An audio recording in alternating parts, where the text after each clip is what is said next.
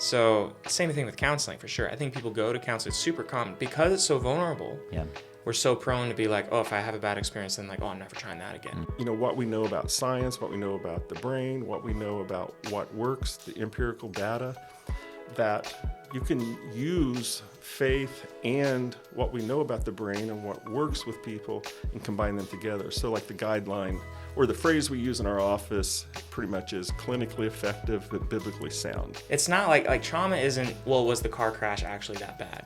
Or, you know, you had to go through war or abuse. And like, it can be like you misunderstood the circumstance.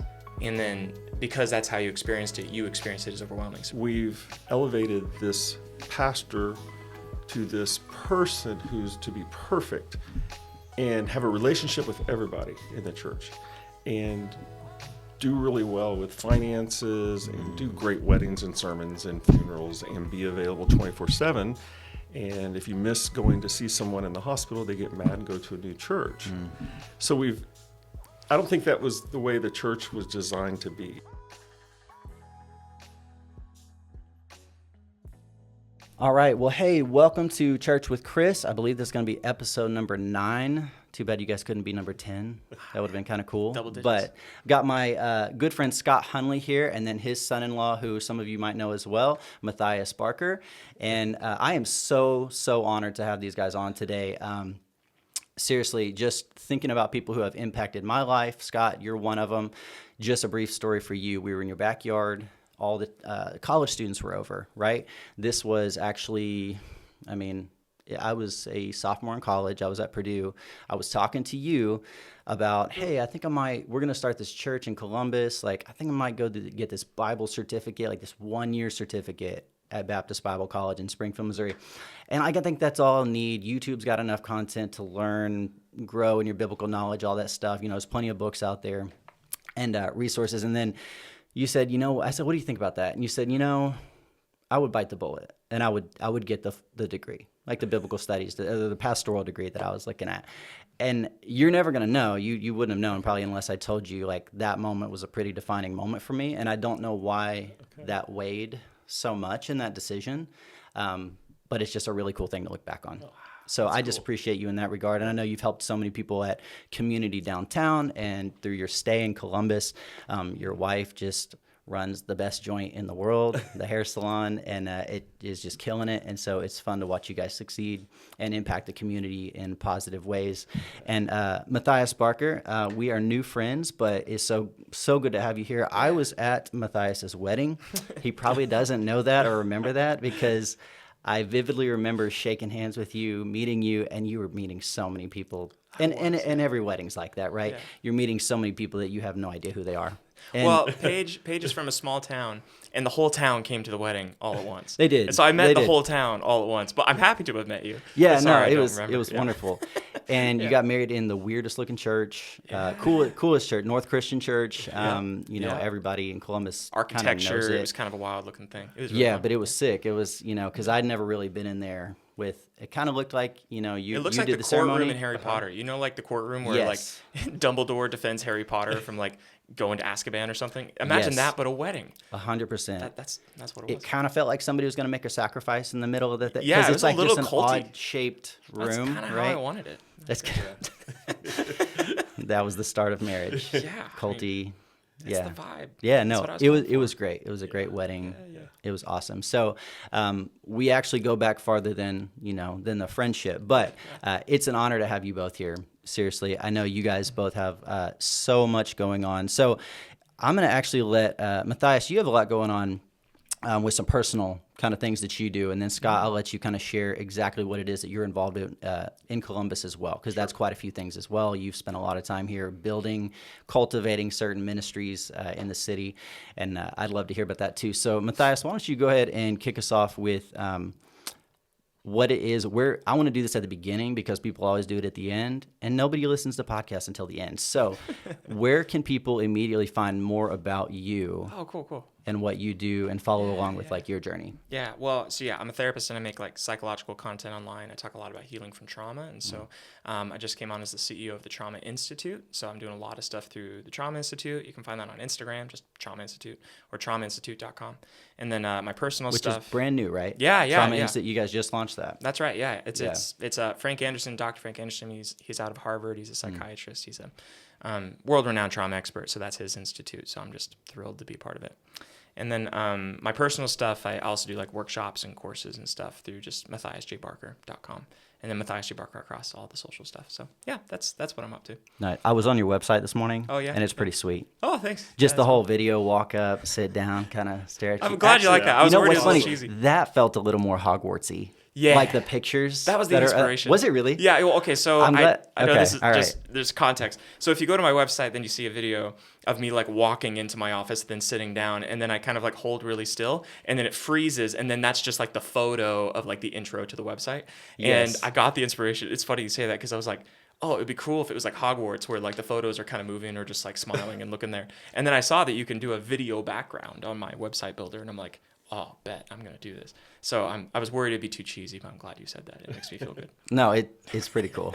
It's on brand. Yeah. For the rest of all your content and Oh, stuff. that's Then it had me awesome. thinking like, is that a real room in your house? It is, yeah. That's my 'Cause it garage. looks pretty actually. cool. It's Okay, literally all my right. garage, yeah. And I kind of built it out to look like a therapy studio and stuff. But Got it's the stage of life we're in. I got young kids, and so everyone's upstairs, so I can just pop up and help. Yeah, and we're gonna get into that because you do some pretty impressive stuff for being a dad of two. Yeah, and, and a good father, good husband, and you have a lot of stuff going on. You got a lot of irons in the fire. So we're going to talk about a little bit of that. I don't know how you do it. We were just talking about like, oh, how often do I do this podcast? It's like once a month because that's all I can handle. Yeah. You know what I mean? Yeah, I'm amazed at everything that Matthias takes on and accomplishes. And just, Yeah. Yeah, thank you. that's amazing. Yeah. It's kind of- So Scott, where can people find out more about what you do?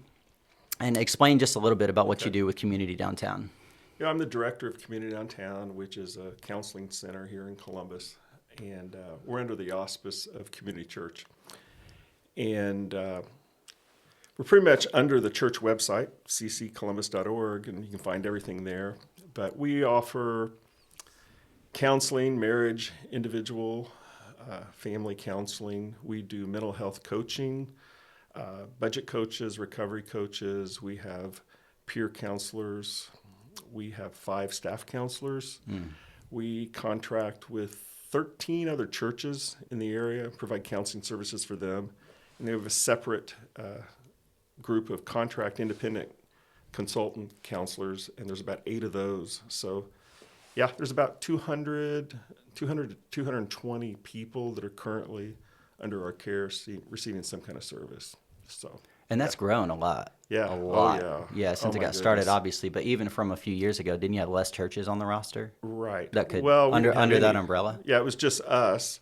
We started at the church, and it was just me. Right. And then it just kind of grew, and everybody found out that, counseling isn't a bad thing. It's a smart thing, and we just kind of went with it, and it's like we're not sure where it's headed, but it's been fun.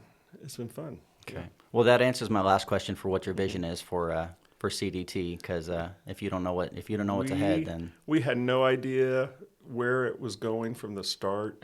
We also have groups we run in the jail. We have support groups. We have currently have about 300 people in our Tuesday night support groups that are all led by volunteers that we equip. Lots of stuff going on.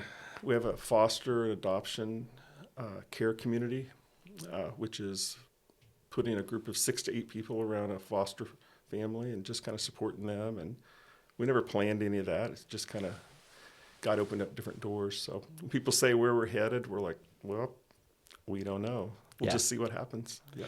We're getting pretty tight in our location. Like we took out little tiny a building. closet Yeah. and made it an office. So yeah, we're kind of at the last I know what that's like. stage. I was the guy in the closet office at my first job. Yeah. Yeah. So you turned out okay. Yeah, I guess turned so. out okay. Maybe You maybe can Scott always will start turn in a out closet okay. office. Yeah. Yeah, It's just Yeah. the Harry Potter lore I'm trying to build up. Yeah. I like that. Yeah. Yeah, no, you guys have done a fantastic job. I know so many people who have used your services, whether it's you or Dana or other counselors, and I think really have been helped so much from it. And so part of that is why I want to have this conversation. When you're talking about counseling, I would love to know, and Scott, we'll just start with you too, why you guys got into what you got into, because it's not, and part of why I want to have this conversation too is you've told me several times that there is such a shortage of specifically male mental health counselors. Absolutely. Right? And I doubt that's just in Columbus. Right. If I had to guess, that would probably just be nationwide. Is that what you've I was experienced the only Absolutely. male in my counseling program for my master's. Really? How many only people males. you think were in it? Well, I mean, it was kind of a cohort. I think it started at 16 folks. That was like that cohort. And then folks kind of dropped off throughout the program. So I think 8, 9 of us graduated. I was the only guy. Wow. Okay. Yeah, and so, I mean, it really sparked an interest in me, not to go back to school or necessarily to do counseling, but really just this thought in my mind that it feels like counseling is discipleship. But you don't call it that. Nobody calls it that. There was a story, and it depends on what type of counseling it is, right? So I'm a believer in Christ, and I try to follow Jesus. You guys do too. So we serve in our local churches. I love the local church personally. I just think about it constantly, ways to help improve, help encourage. And so that's a lot of what this podcast is really how can we talk about things going on in local churches and the Big C church? How can we improve those things? And how can we better represent Jesus? And so part of my heart is really just not just for Christians, but for people who maybe even wouldn't call themselves Christians anymore because of things that the church didn't take seriously. Sure. Or because of the things that maybe the church shied away from when they should have stepped into, things that I think maybe Jesus would have had us step into a long time ago. I think mental health is probably one of those things. You only know what you know. We're learning more all the time about, how therapy needs to happen, and then just even the psychological and the mental and the emotional, all of it, right? We're learning. It's just a constant growing in knowledge.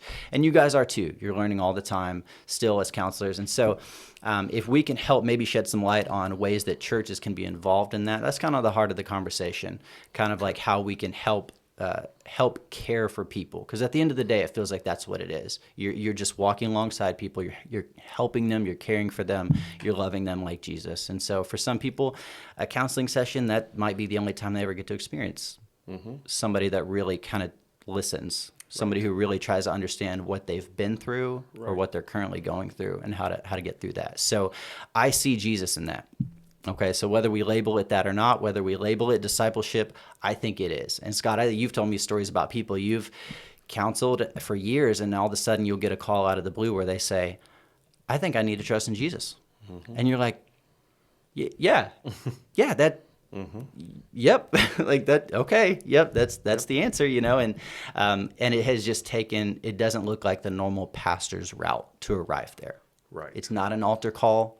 It's not, hey, say this prayer with me and receive Jesus for your sins, that kind of thing. So how did you get into counseling, and how long have you been doing it? Well, so I graduated from college with a degree in administration and started interviewing for these jobs that were, business related, thinking, oh my gosh, I hope they don't offer me this job because it sounds miserable.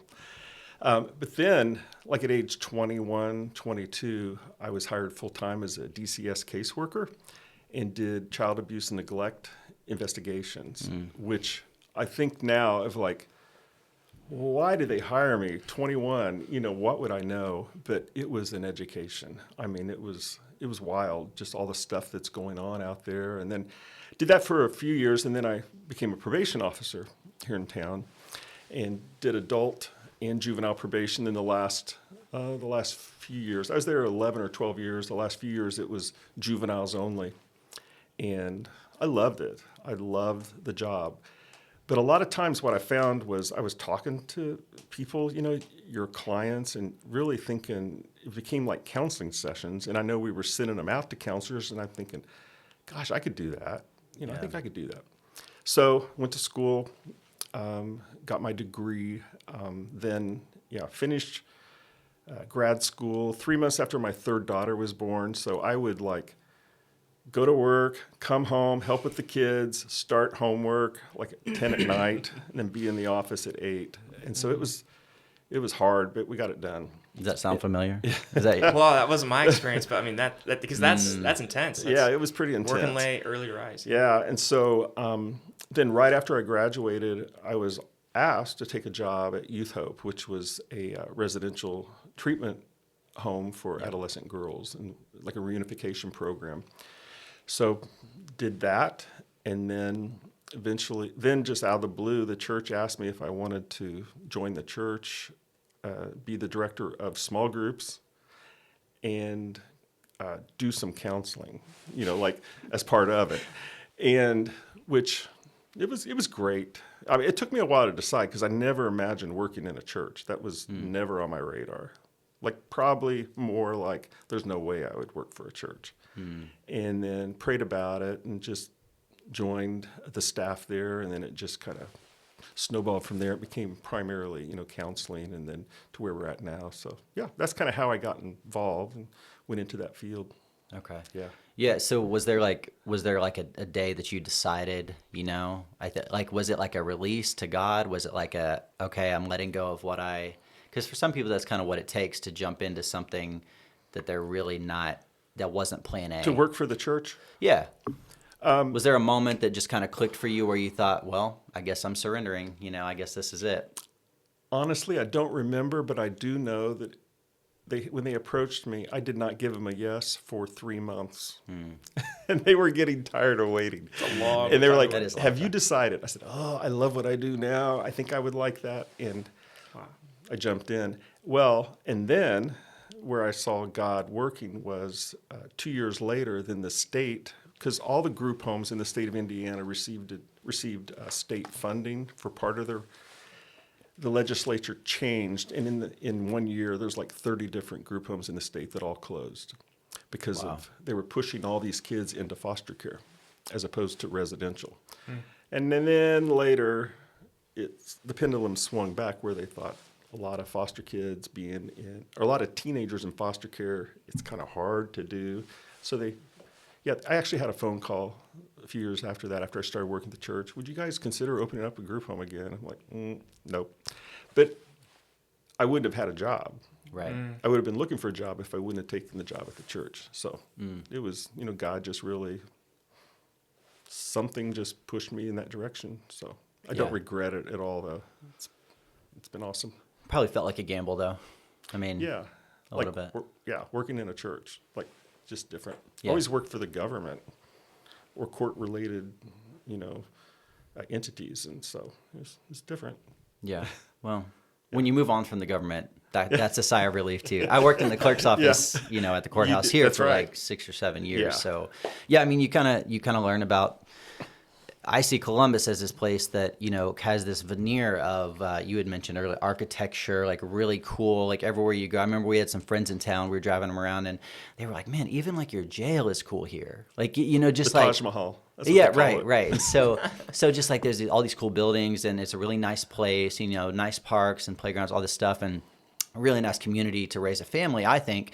But then there is also, when you work, especially in the clerk's office, all you see is the negative side of it. All you're doing is you're processing mortgage foreclosures. You're doing all kinds of drug-related stuff, probation payments, like everything, your traffic tickets, like it's literally every bad thing. And even the things that I did that I thought were good, like adoption days, most of those were not good situations. And so it was, grandparents getting custody of a kid because the parents ended up in jail, or some form of that, right?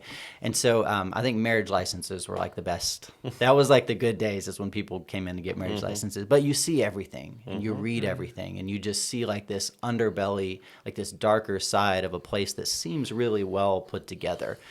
So I know that you deal with a lot of that, like nitty gritty, like things that a lot of people are not talking about out loud. So Matthias, too, is your story, yours for counseling, it wasn't plan A for you either, was it? Go ahead and tell us how you kind of got into that. Yeah, I thought I was going to be a pastor. So I went and got my undergrad in Bible and went to Moody Bible Institute. They had they're known for having a campus in Chicago, but they had a small campus in Spokane, Washington at the time. And so that's where I met Paige and was getting my undergrad there. I was working for a church after graduating, and then, long story, but just had a falling out with church. some conflict with some folks on staff that just was really personally hurtful, that led me to be like, oh, I don't want to work in a church again after that experience. And I was like, gosh, well, what do I do? Kind of my whole life was pointing towards working in a church. Since I was a young kid, I was like on staff during high school as a worship leader. And then, I don't know, I've been like in youth group or working for youth group and then being a youth pastor, like kind of from like cradle to, I don't know, pulpit. So it was like, it was kind of an existential shift to be like, oh, maybe I won't be working in a church. I just honestly never considered it up to that point. So it was Paige, really. I mean, that was just like, hey, I think you'd be a really great counselor. And I think having experience just watching you be a counselor, Scott, and just knowing that world, I think she just had a good intuition. She's like, oh, I know what I've seen my dad do, and I know that you would really enjoy that.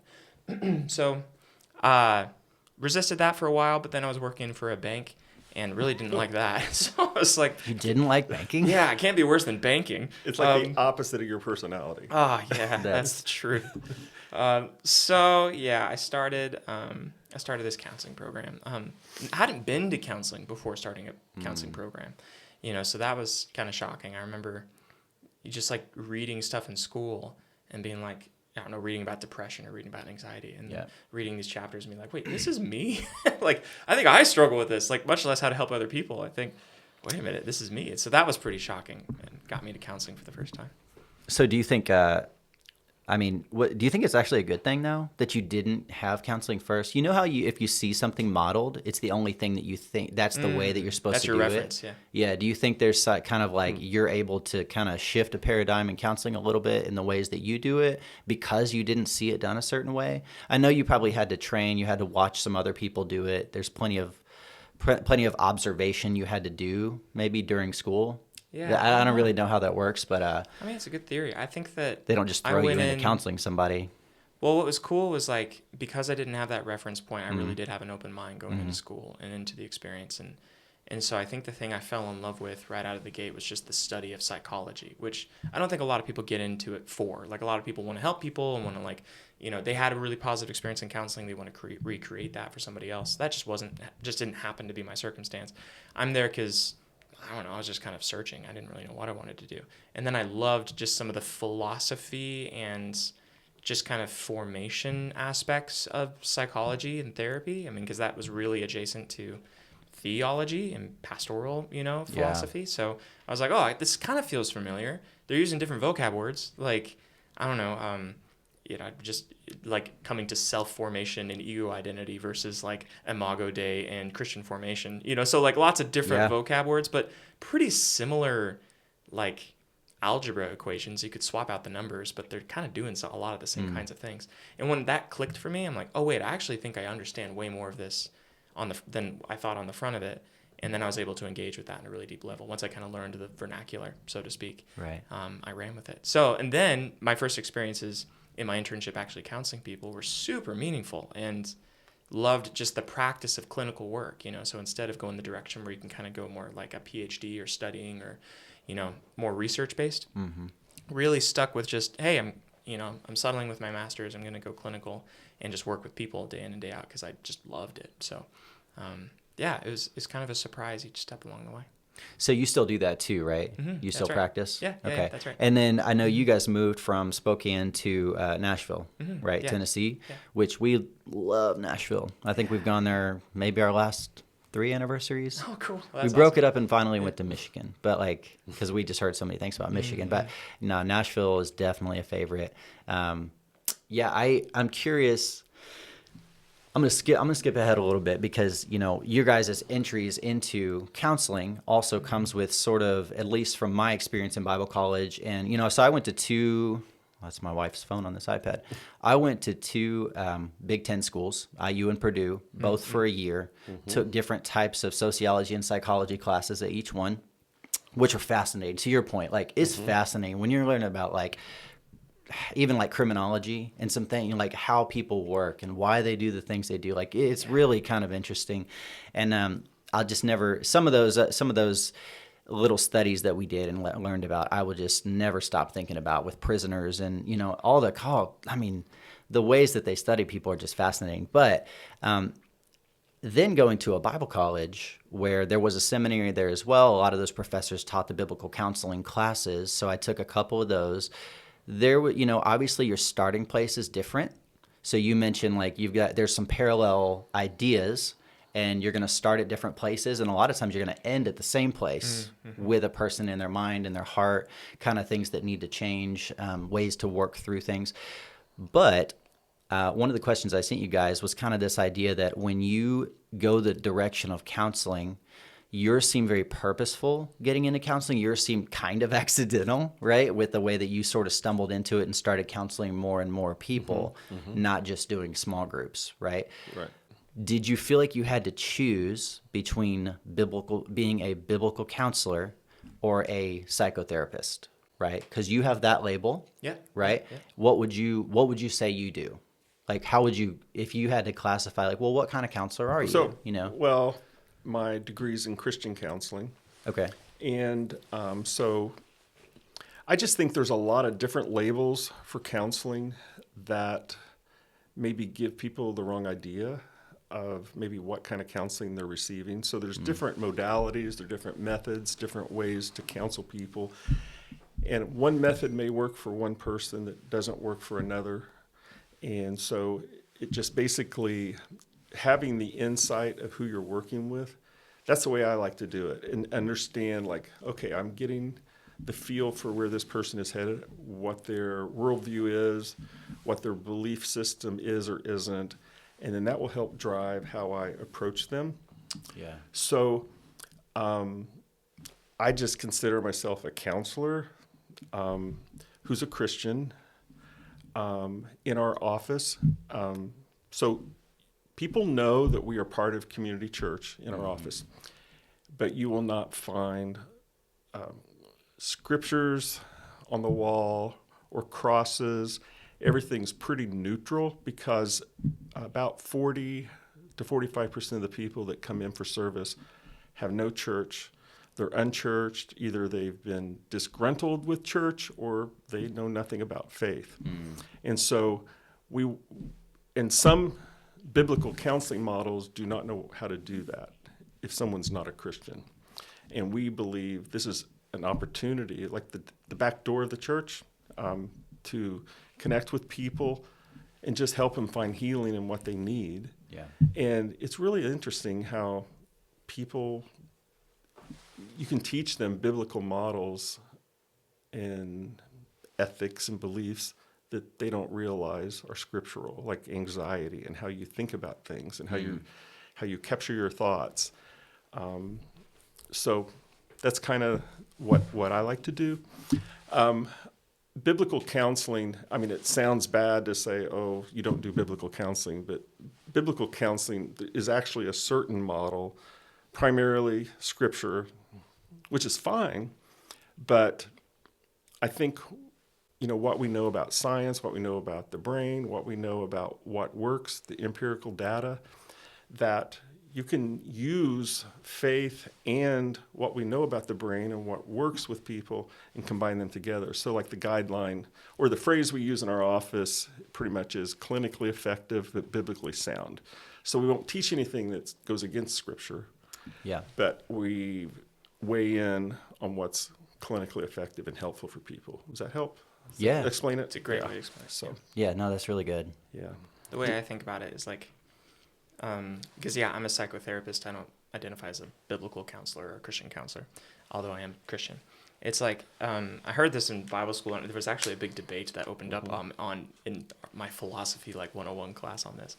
And it's that the Bible is all truth, but not all truth is in the Bible. That was the discussion for debate amongst us undergrads. Is that a true statement? All truth is not in the Bible, but the Bible is all true. And the idea there is like, I could ask you what's the best taco shop in Columbus? And then you could say, oh, it's, this place down the street. That's the truth.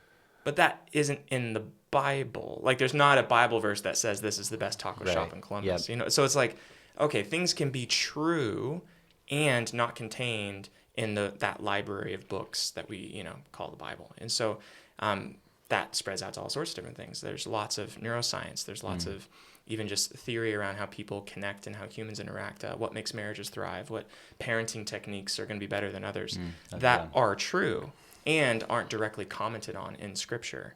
And so if you're going to take the only truth claims I'm going to stick to are the ones within this, specific set of scriptures, I think that you're pretty contained. Not even just like you can't say a lot. It's like I just don't even think you can be intellectually very honest about that. I think you will bring other stuff into it, just for coherency. Like even the fact that you're communicating it in English is a deviation from specifically yada yada. So anyway, no, that's really good. And because I do vividly remember people talking about how you had to be one or the other.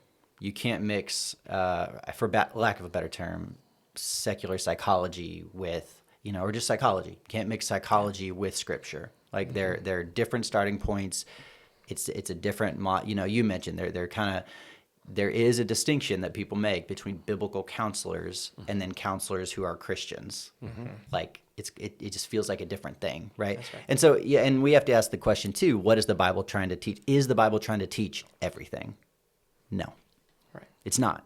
Like the authors had purposes and there were things they were trying to communicate, Right. So it's not unlikely for us to find, it's not weird for us to find truth outside of the Bible. And I don't mean that the Bible's not truth, to your point. So that it's a tough argument.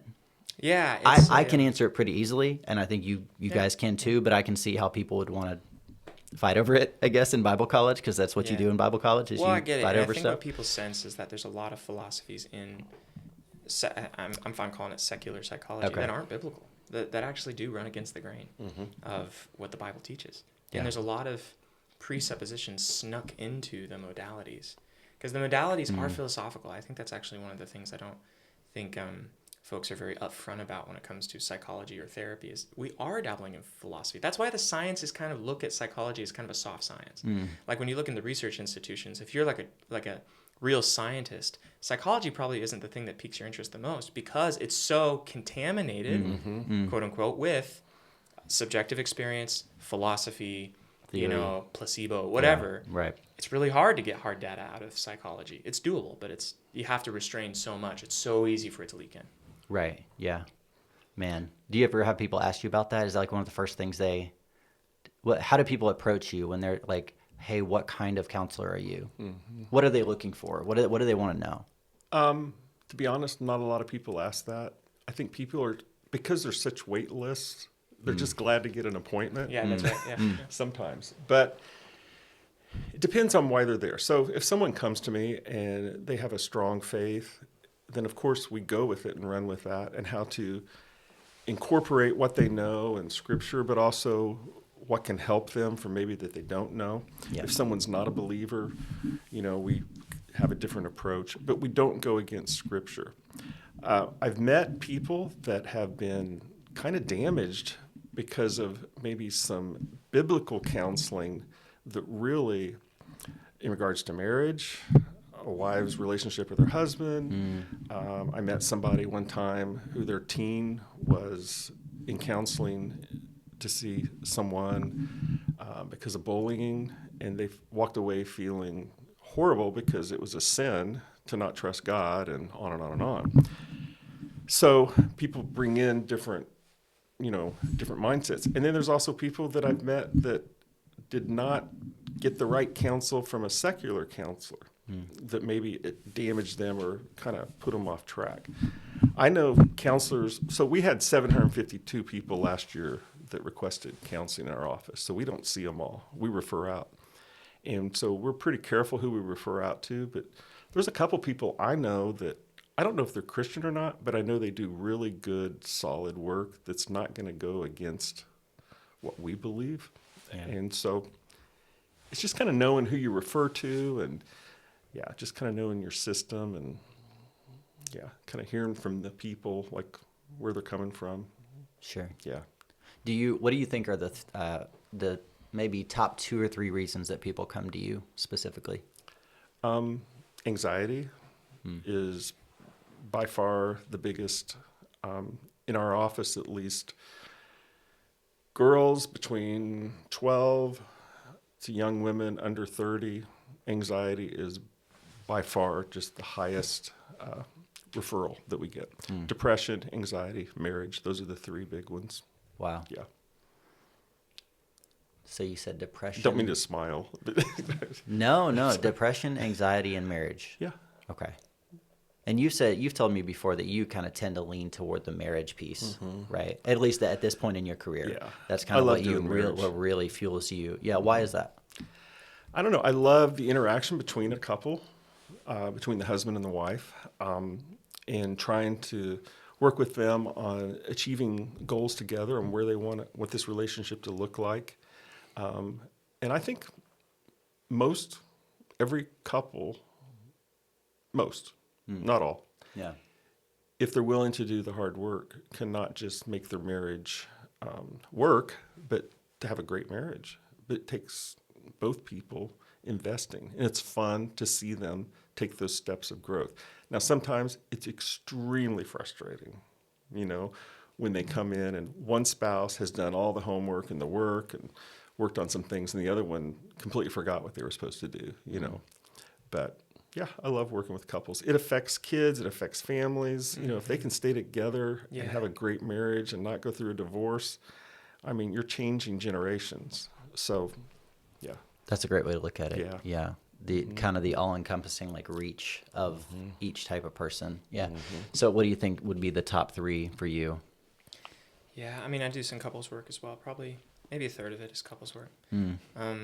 A lot of my stuff is centered around trauma. So a lot of my public work is about healing from trauma. And so I think people find me through that public work and then come to me for that. So before that, it was a lot more diverse. It was all sorts of different things. But after mostly trauma, TikTok and Instagram and all that, trauma was the main one. Complex trauma mostly. So before that, though, you said, because you started clinically before the TikTok journey, kind of before the social media stuff, the videos, the classes, courses, because you do a lot of stuff. Do you think, what would they have been before that?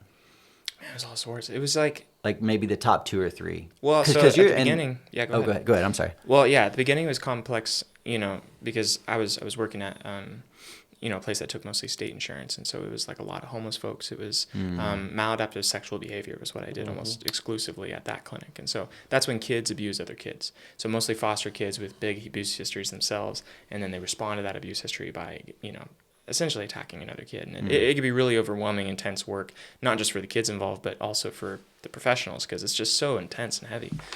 So I think that was a really intense place to start off my career. Super meaningful, because I think those are kids that are often overlooked and kind of vilified, but they're young. It's no kid is a perpetrator. It's a heightened reaction to an overwhelming circumstance, and so it's it was a place where I learned a lot. So that really kind of started me literally right in the trauma camp, kind of right from the beginning. Went to a family counseling center after that, and then got a lot of couples work involved there. A lot of other kids came to my practice that it wasn't just trauma. It was behavior issues or just connection with parents or going through maybe the death of a loved one, something like that. So it's pretty diverse after that. Well, it's an interesting question because, how long have you been counseling? 4 years, yeah. So 4 years. So, relatively new to it. I think COVID, have you seen a shift in what people kind of maybe would come to you for before versus now? Because this is actually a personal question I had for you specifically you're counseling individual people, right? You go from maybe kids or couples to suddenly you have kind of a mass audience of people. I heard you say recently, in your introduction to the first episode of your the Healing Trauma podcast, the very first episode, which you guys should absolutely go check out. Thanks for Give it a 5-star review. Hey, that's kind. Seriously. I can just tell it's going to be quality from the beginning. And what stuck out to me in the beginning was you kind of rattled off your resume a little bit, right? And one of the things you said is I went from, ended up going during COVID, the beginning of COVID went from, nothing to 1 million TikTok followers in a month. Yeah, it was wild. Which that in itself, I've heard, can be a little traumatic for people. Success can actually be that's a type real. Of trauma. I'd be I'd be interested to hear you talk about that sometime. But I don't think I would call it traumatic for me. I would just say it was an anxiety-provoking experience. It was an existential shift. It was. We joked about having the closet office. I was in the closet office when that happened. So I just graduated school, and so I have a 9-month internship under my belt. So I'm very, very new. But I wanted to post some videos just about kind of what I was learning and stuff. And it was right before COVID was hitting. So I don't know. It was part of it was just right time, right place. Perfect time. Everyone was just so anxious, and we didn't know back then. We didn't know if it was going to be millions of people that would die from COVID, Right. Like we just had no idea what was really going to happen. So everyone was holding so much anxiety around it. So I was posting these videos on TikTok, and back then, like the only people posting on TikTok were like teenage girls dancing in place. So I don't know if I was like allowed to post on TikTok. Like it was kind of like only for the Gen Zs, and I'm like, I don't know, is this lame that I'm like crowding their space? But I don't know, posted there, and it was just videos on how to hold anxiety and how to, everything's kind of around trauma in your meaningful relationships. That's kind of my through line with all the different videos and stuff I do. It's like, how do I improve the relationships and repair the relationships that are most meaningful to me? And then that includes myself too. Like trauma kind of disrupts the internal relationship you have with yourself and how you engage with the world. And so repair there is really important to me as well. So making videos about that. And it launched from like 0 to 1 million in a month. Yeah, that was pretty weird. And I got a call at the family practice that I was at, and they're like, "We have to take you off the website." I was like, "Why?" Yep. And they're like, "Because we can't make outgoing calls." And I was like, "What do you mean?" They're like, "Every time we set the phone down on the hook, it rings again, and it's someone asking for you." And I'm like, "We have." I don't remember the number. It was like, I think it was 2,000 people on the wait list on that first month. And then it went to 4,000 pretty quick after that before we just stopped the wait list because it was just getting ridiculous. And it was hilarious. I got a bigger office after that. That felt nice. But I was like, they moved you out of the closet. Yeah. It was weird. To be honest, though, there's a lot of imposter syndrome right out of the bat. Like, it wasn't just, oh, this is all great. This was like, why in the world are they paying attention to me? You're like, new. I'm so green. Yeah. And so I think that's where the anxiety came from. Was like, oh man, I hope I don't say something wrong. I hope I don't mess up. I hope that it was just that fear of being found out that I'm just so new at this, and fearing that I just really didn't have the substance to back up what everyone's expectations were of me. So I responded to that with getting mentorship. So that was like the first thing I did was reach out to a guy named Dr. Frank Anderson, the guy I do the Trauma Institute with now. Yeah, so I like that guy. Yeah, me too. I want to meet that guy. I like him a lot. Well, come and I'll introduce you. I would love to. You guys both have a great way with words. You feel yeah. when people watch your videos. I really think in your conversations, you kind of feel cared for. And maybe you even feel that when you're It's weird because he's your son-in-law, but it's like I feel cared for. You feel like somebody actually cares about you, which is kind of unique, I think, when you're talking to masses of people. Yeah. So that skill, I think, you've honed that in really well. I guess I would ask, what would be the difference? And I kind of sent you guys this question. What's the difference between the things that you counsel people for in person, which, y'all's sound a little different, right? Yours was more kids, that kind of relational thing. But, the difference in the things that people are coming to you for in person versus the things that people reach out to you for online. Because I would imagine, especially with your kind of blow up, you'd have a lot of people just messaging you that you really probably can't even keep up with, I would imagine, that people would be asking for advice, asking for help, or saying, this is my situation, how can I improve this? How should I think about this or think through this? I mean, is that something that's like drastically different from your in-person conversations with clients to, I don't think so. No? Well, and the reason being is so much of my work with personal clients informs the videos that I make. And I teach a social media ethics class for therapists because this is actually kind of a weird thing. Is like, are you allowed to be inspired by something you hear in a client session and use it in a video? Because that's like confidentiality and wanting to protect people's privacy. And so the way that I do it is like, I'll listen to like 5, 6, 7 conversations, and maybe all these people describe, the depression they're feeling is like, oh, I just feel like I'm underwater and I can't hear anybody. And it's like, oh, that's such a good descriptor. I'm going to use that, right? So then maybe I'll use that in a video, different circumstance, different situation, maybe using people's situations, but maybe the adjectives or like the descriptors, because that's really like what matters. Like people want to feel like, oh, he gets what I'm feeling like, and then offers a solution that actually matches to what I'm going through. And that you actually can get from just talking to hundreds of people, over client sessions, hour after hour, week after week, without, saying like, oh, I was talking to someone once and he was going through this situation and here's what I said to him. Like I would never make a video like that. And so I have like lots of conversations with my clients about how that all works together, and they all feel really good. I have all the consent forms, yada, yada. But all that to say, it kind of informs and feeds each other. So I'll make videos based off of the descriptors that I hear from my clients that will in turn attract more clients who kind of resonate and, click with those kinds of descriptors. And then I kind of found that it was like this feedback loop where people were kind of coming to me for the messages that I felt honestly most confident and most equipped to be able to share with people. And my practice got way more fulfilling and more effective because people could get a feel for who I was through the videos. And I try to be genuine in those videos. That's not just like a character or something. Like that's, try to put as much of myself as you can in a video like that. And so they're like, oh, okay, I resonate with you. I've heard you say things that are applicable to my life. And then we sit down and it turns out, yeah, that's pretty congruent. Yeah. Yeah. Do you guys feel like a weight? And Scott, maybe you can speak to this. You've been just doing it. How many years have you been counseling? This summer will be 25. 25. Yeah. So, I mean, you're really talking about probably like thousands of people you've talked to, I would imagine, at this point. And so, and that's not just therapy. That's not just clinical counseling sessions, right? Sure. I mean, you get hit. Grocery store. I can't have lunch with you. Seriously, yeah, I can't have Well, lunch and you with live in a small town too, so you run into clients in person a lot Oh, more. yeah. Yeah, that's exactly where I was headed. So you I don't go to the 4-H fair anymore. You can't.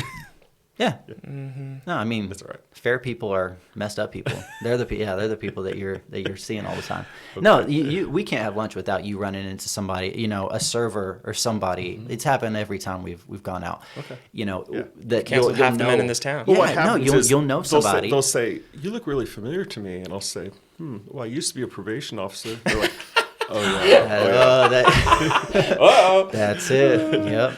Yeah. But there's a dark side to that. And I know that from working at the courthouse because, I'll never forget there was somebody was getting a marriage license. It was a good thing. It was a kind of younger couple.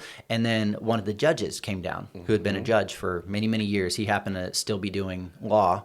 And so he was coming in just as an attorney now. He wasn't a judge anymore. Sure. But this guy getting a marriage license saw him come into the clerk's office and then walk out. And he's whistling and he's happy and it's a good day, right? He's just getting some mail and whatever.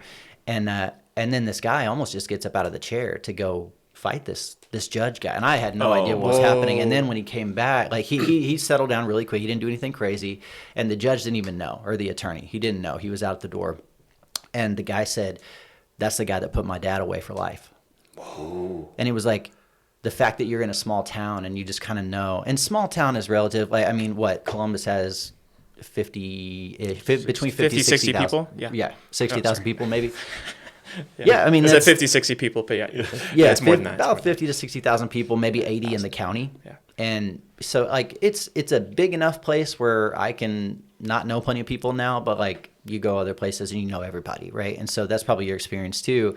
And I just can imagine that you would have to set up some serious boundaries with people, especially after counseling sessions are done, and maybe even while they're going through therapy. Has that been a challenge for you? Sometimes, because you work at a church, you want to be friendly. Plus you work you at want a church, to, you want to represent Christ, and yeah, and you what's counsel some people from church, and same people you go to church with, and so it can be a little muddy sometimes. But all in all, it's not been bad.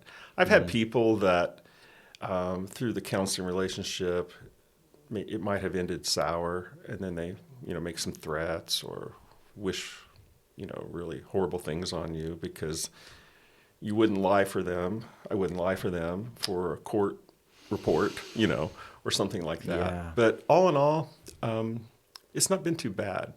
I've always been the kind of person that can just kind of shut it off when I leave. Like people ask me, like, how can you do that when you're thinking, you probably keeps you up at night, and with all that heaviness. And I'm pretty good at just kind of separating my worlds. Always have. I don't know how. But I do.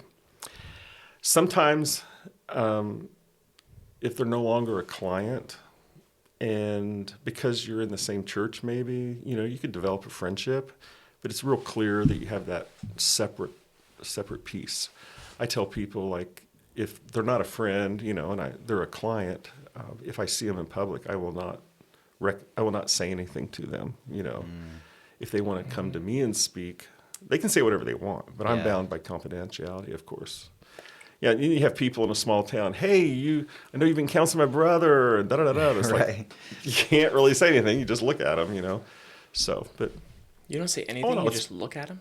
Yeah, that feels weird. That feels weird. It does. What do you say? Yes? That breaks confidentiality. Yeah, that's what you say. Oh, really? Hey, Chris, my really? friend, That's I counseled him. That would break confidentiality. I can't speak on it, yeah.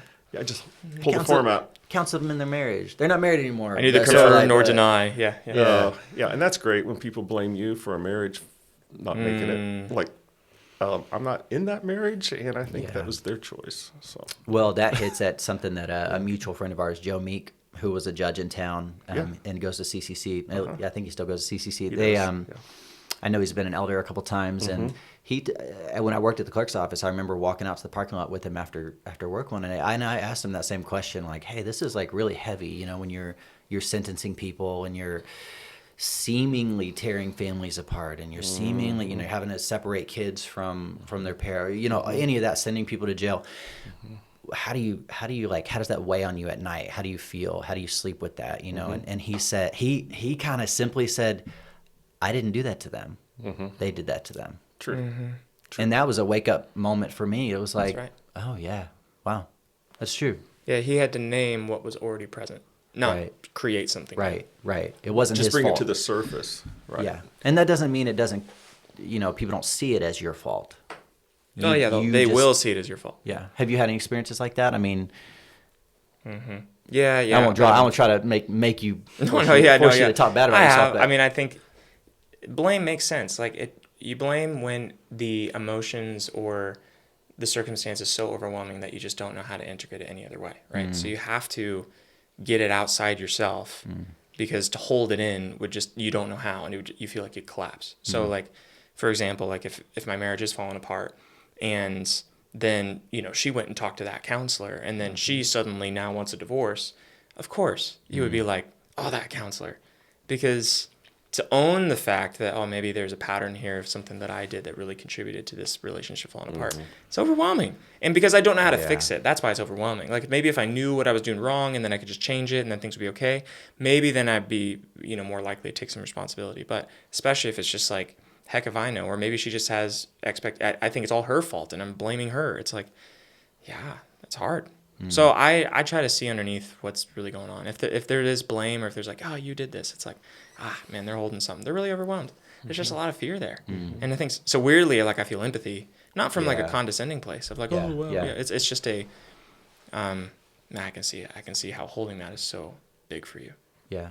Well, do you struggle with, you know, especially as Christians, you know, and this is part of my story of just really, you know, working at a church, working through all kinds of problems with people, not in a clinical sense, but like a friendship, like, hey, can we go grab a beer and like, can we talk about things? And then it inevitably turns into like, yeah, this is kind of what me and my wife have going on. Yeah. Like I looked at porn and this, you know, or like any of that stuff. You start kind of confessing things to each other and you're, you know, it's suddenly you don't really know how to help somebody, but you also kind of find yourself in positions where it's like, I don't really know how to help you. And part of why I want to have this conversation with you guys in regards to church is you guys have had so many experiences with people who are inside and outside of the church, right? And so when you're tasked with like feeling the empathy for people, as you know, as somebody who's a pastor, right? Because you kind of, do you hold that title at CCC? Nope. I mean, I know you're ordained and that kind of thing, but like, I'm licensed. You're licensed, but I'm not ordained. Is it But from? Is it You're from licensed the by the state, right? I'm also a board certified pastoral counselor. Okay, So, all right. kinda. People see you as a pastor too. Like, yeah, I mean, you preach How at do church you identify? and Yeah. all that kind of stuff. I so, serve like a pastor. yeah. And you marry a lot of people, right? So you do their ceremonies. I let them marry You each let them other. marry each other. Good distinction. Good facilitate, officiate, yep. Yeah. And you got your own stories about that ttoo, right? You said you could write a book someday. I want just to write a about- book on that. You should. Experiences at weddings. Yeah. Oh, yeah. Unbelievable. But it's really easy, I think, as somebody who, because I've worked at a few churches and been mostly in worship leading capacities, but, you know, had other job offers as well, where I just think you're in positions where it's really easy to be with people constantly who are confessing problems in their life. And obviously you have your own problems. I have my own problems. You guys do too. What? Right? Not you, Scott. No. Yeah. We're young and stupid and Yeah. I figured you're it old all and out. wise and you got, yeah, right. So, you know, but it gets really easy to start to look down on people. For me, this is me. This isn't necessarily you guys, but I'm assuming it's something that you guys have struggled with as counselors because like people are just like dumping all their stuff on you. The only, you know, a lot of what you're talking to people about is like, well, my life is falling apart. And you've got to have the answers for that. But I think that can naturally lead anybody, the best Christian, to a place of probably some kind of pride of, I've got my stuff figured out, man, these people are crazy. Like, you wouldn't say that. Obviously, you would never say, like, man, you're a mess. Like, you really need to get it figured out. But, like, is that something you guys struggle with? Just that temptation to, obviously you said you feel like empathy, and that's huge and you have to, but do you ever feel kind of a darker side of that turning into something that's arrogance issue? Not arrogance, a pride of like, I do life better than them. I think I maybe conceptualize it a little differently. In therapy world, we call it countertransference. And what that means is like, I'm projecting something onto you because something you're doing is bringing up something to me. So for example, like let's say we're doing couples counseling and you and your spouse are in here, and then you're just being like really resistant. Let's say I get really irritated with you and I'm just like, gosh, this guy is just not getting with the picture. He's just not really committed in this. And he's like, maybe let's say you cuss out your wife or something. Then I'm like, oh my gosh, this piece of work. Like, and I just get really like, I would never treat my wife that way. What's happening, or at least how I conceptualize what's happening, is like, there's something in me that has a really hard time holding space for resistance, shut down, anger. Because that's what he's bringing. That's what he's holding. And the reality is, like, if I'm already, like, in a good guy, bad guy situation, I'm like, she's the angel doing all the homework. And then, like, you're the villain. Then I'm like, oh, man, I'm probably projecting my own categories on what I think's going on here because I'm getting really activated. There's, like, a baseline rule. This is one of Frank's lines, the Trauma Institute guy. He's like, if it's big, it's yours. And what he means by that is if you're having a big reaction, it's something in you. It's your own stuff that you're bringing into the circumstance, and you should deal with that personally so you don't bring it into the counseling office, because his honest just place where he's at is anger, resistance, stubbornness. That probably has to do with his past, has to do with how he's experiencing this relationship. He probably feels justified in it. That's probably the only way he knows how to defend himself from whatever he's holding, the shame, the overwhelm, whatever is happening in his marriage. So I think that's where I go with it. So if I'm noticing, like, I don't know, that kind of just tug in your heart of like, ugh, towards someone. Yeah. I go inward and I'm like, oh, hold on, what's going on with me? That's in my best days. That's what I'm trying to do. Sometimes I don't. I'm not that noble. Right. Because I just fall into it. Then it can be hard to be objective, right? Is that what you're saying? Like you can't really be honest about their issue if you have an issue with. Yeah. I mean, and there's some people that just like remind you of an old friend, and then you're kind of judging them through the eyes of your old friend, or I don't know, someone that reminds you of your dad or your family member, and you're like, I don't know, you're bringing all of your distrust that you have towards your family member, towards them. So that stuff gets in. That's what countertransference is. So whether that turns into pride or not, I mean, it could be all sorts, but more generally, that's how I think about it. You mentioned arrogance, and I sure hope that I don't do that. But it can be, for me, like being doing this for 25 years. What I don't like and what I cannot stand is being lied to, whether it be a family member or a friend or a client. And so when they lie to me, I just don't want to see them. And I'm not going to waste my time just being lied to. I don't know what you're trying to gain by being dishonest. But also the empathy piece. So like I remember growing up as a kid, I don't remember anybody ever going to counseling or even hearing the word counseling or what that was. Maybe a school counselor, that's it.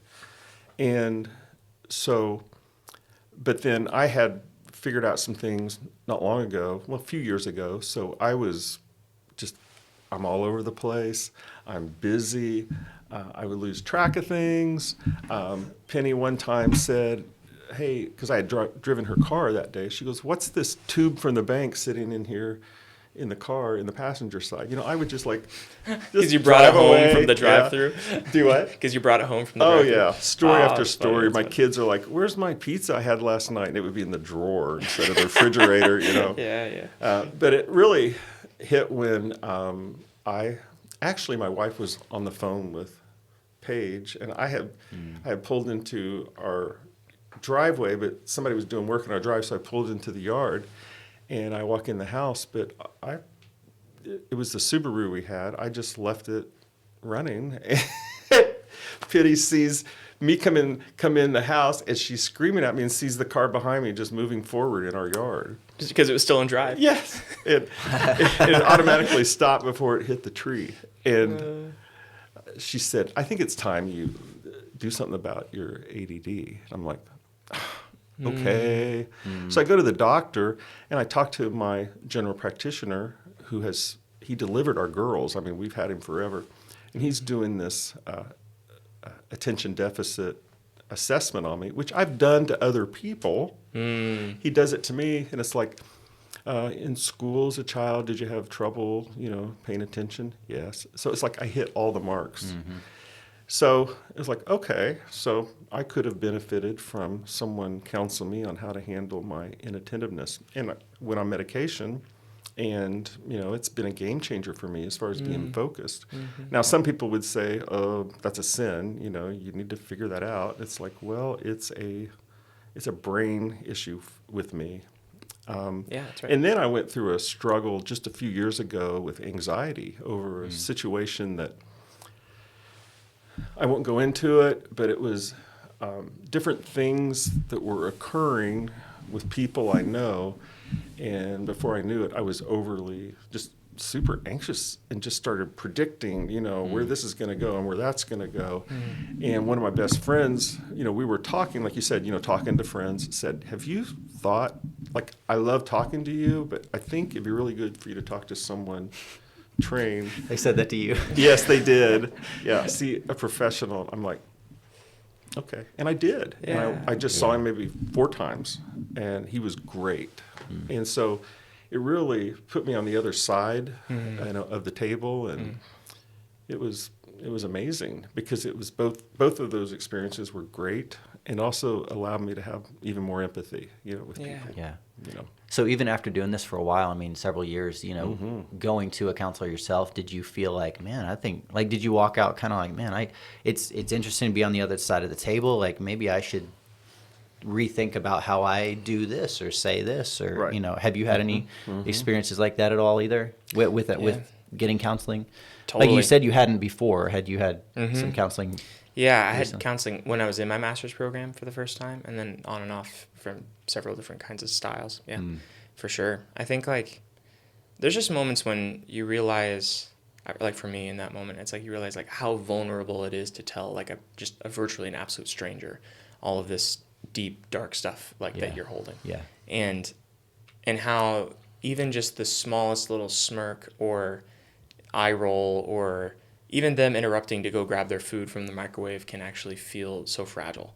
And so there was, like, little stuff like that I just kind of, like, taken for granted as a therapist, because I'm like, oh, we're fine, right? Like, I can just kind of be myself. But then that can sometimes be a bit unattuned and a bit, just tone deaf to really noticing what you're up to, which someone's really bearing their soul. Right. And so I think just appreciating the sacredness of that, the holiness of that, I think really was something that stood out to me after doing a lot of my own work.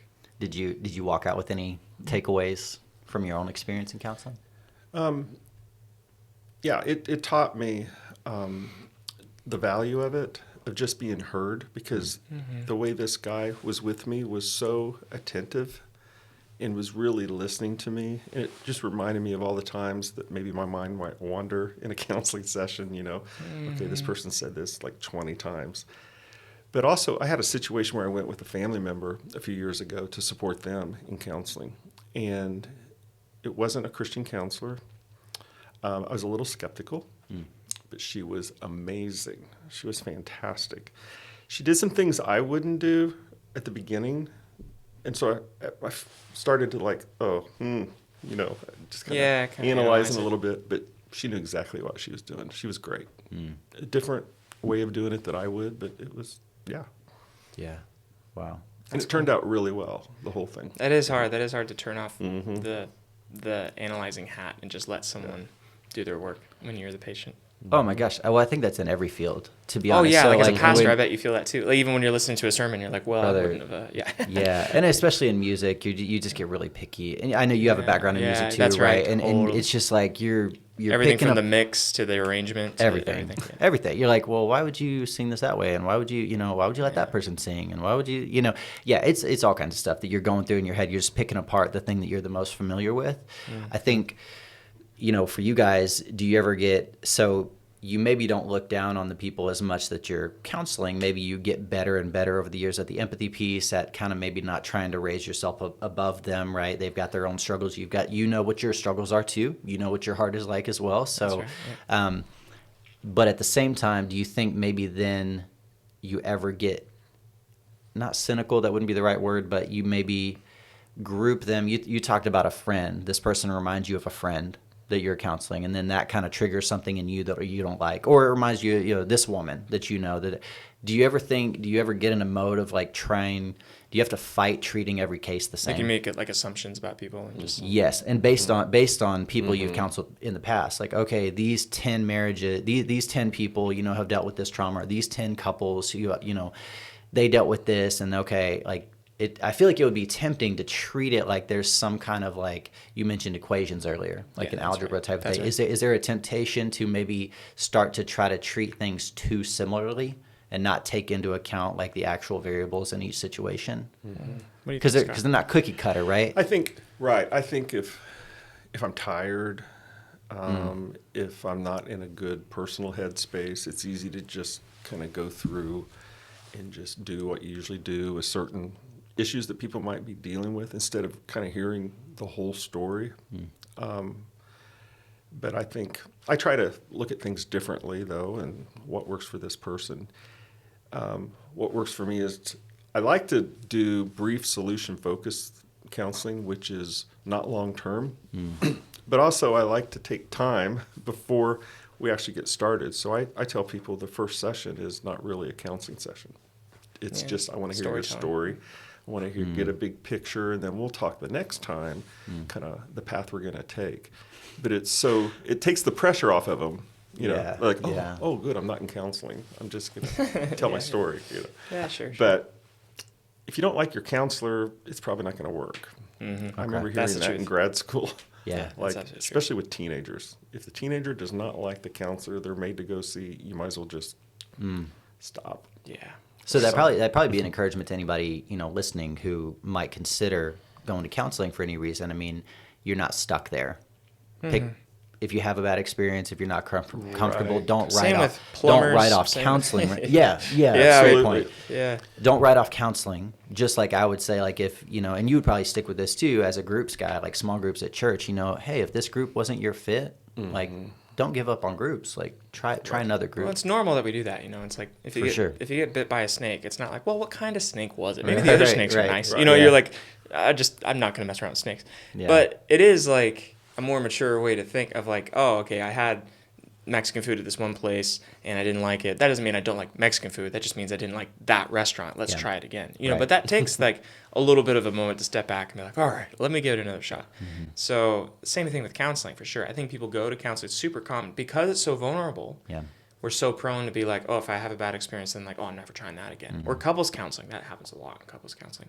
Oh, we tried couples counseling. It didn't work. And I'm always like, who'd you try? Like, what was the modality? What was the style? Because it's so different. I mean, saying like, oh, I tried counseling is like saying, oh, I tried listening to music. I'm like, right. Wait, but what kind of music? Like, I tried this restaurant. I didn't like their food, so I'm not going to eat food anymore. Yeah, it feels so general like that to me, at least, just because that's my world. But yeah, that's my soapbox. Yeah. Remind me the question. I was going to answer that too. What you were talking about. Mostly what he had taken away from counseling.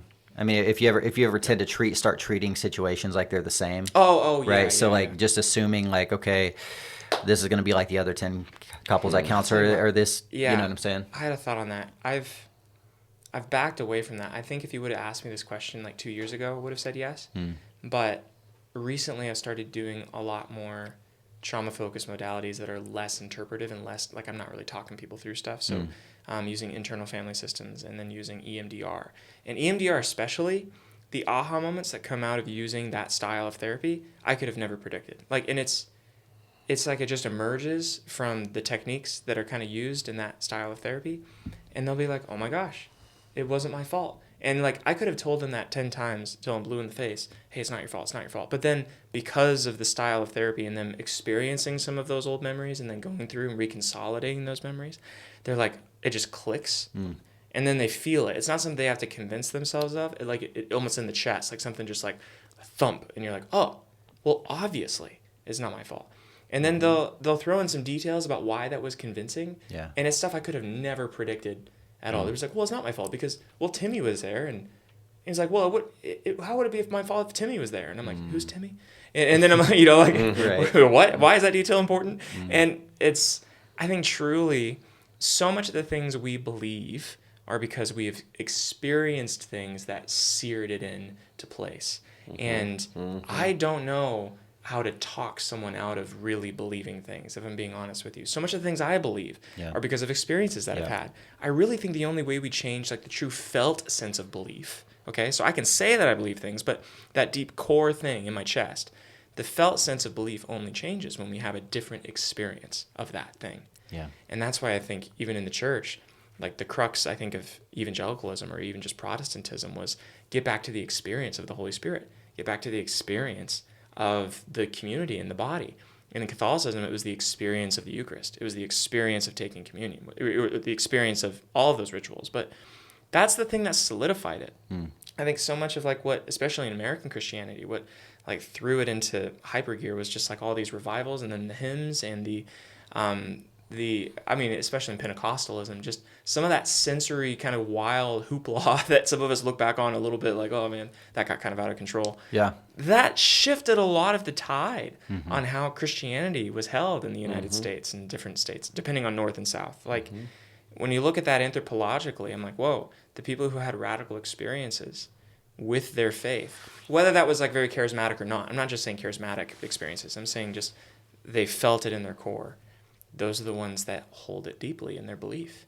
And the people who kept it very analytical, where it was very stale, I mean, it kind of like becomes decrepit. It distorts and gets augmented. That was what Jesus was getting on about the Pharisees about. And I'm like, wait, what? You would take an ox out of a hole on the Sabbath, but not a human? Like, it's so preposterous Sounds because so crazy. It's so not embedded in your experience. Like, if you just open your eyes and look around, you would realize it's silly to get your ox, but not to help somebody. But because you got so lost, I could go on and on. But yeah, No. It becomes far more intellectual than experiential. That's right. And I think, we've at least, so coming from, I'll just lay this out there, cards on the table. So a more of a Calvinist perspective over the, from going into, but I remember you making fun of this with John Mark Comer on an episode with him a few years ago. And I was like, we got to be praying for those Calvinists. Yes, that's exactly. I think when you said, I'm sorry. Yeah, when you say does arrogance pop up, that's where it pops up for me. There's my counter transfer. But when you think about okay, first of all, Western, like when you have the privilege of studying theology, like that is such a privilege. Absolutely. That is, and it comes with excess time. It comes with excess money. It comes with experience, circumstances that are just in favor of sitting down and reading for hours and hours and listening to podcasts and things for hours and hours. When you talk about people who have a deep faith that's rooted in experiences, a lot of times it's kind of it has to be the opposite. It's because they don't have time for the intellectual. They don't have time for or the education to understand how to build theological systems. So there's something that's almost a lot more pure about it. And I think a lot of times we pit those two things against each other when it's kind of got to be both, Well, and I think a category difference there, I'm not talking emotism. I'm not saying like connecting with emotion. And then that's the bedrock of belief. Sure. And that's what a Calvinist, I think, would feel kind of allergic to, is that idea that you don't need be led these by your really big emotions. Emotional experiences that are all subjective truth. Right. So I'm not going there. I'm saying it's like the experience of it. You can experience an intellectual, I don't know, I think when you read the big Calvinist preachers, even just like Jonathan Edwards, that guy was super visceral analogies, big sensory analogies. He was known for being really intense from the pulpit. Right. And then he led all of his congregation to experience. The revival that came out of Edwards' church was all young people getting together and having these prayer meetings and getting into the word together. So that's what I mean. And I think community is experience. That's part of it too. Yeah. So it doesn't have to be emotism. Yeah. No, that's really good. But I think, the intellectual also can lead to like fragility. Like it can. So I'm not even gonna say the name because people are gonna rail on it. But one preacher I like a lot, great communicator, big church. If I said the name, some people would stop listening to this podcast. Say the name. It's not Joel Osteen. All I have to say. All I have to say. Just the initials. Okay, you know what? I am gonna bleep it out. It's Andy Stanley. Oh yeah. So for your guys' purposes, so of course great. people be mad that you enjoy him. He's great. Yeah, no, great communicator. A lot of leadership lessons. I think I've learned from him. But I remember that gave it away right there. A lot of leadership lessons. You got to bleep that out too. Sorry, go ahead. Did I say Craig Rochelle? Did I say Carrie Nieuwhof? Did I? Yeah.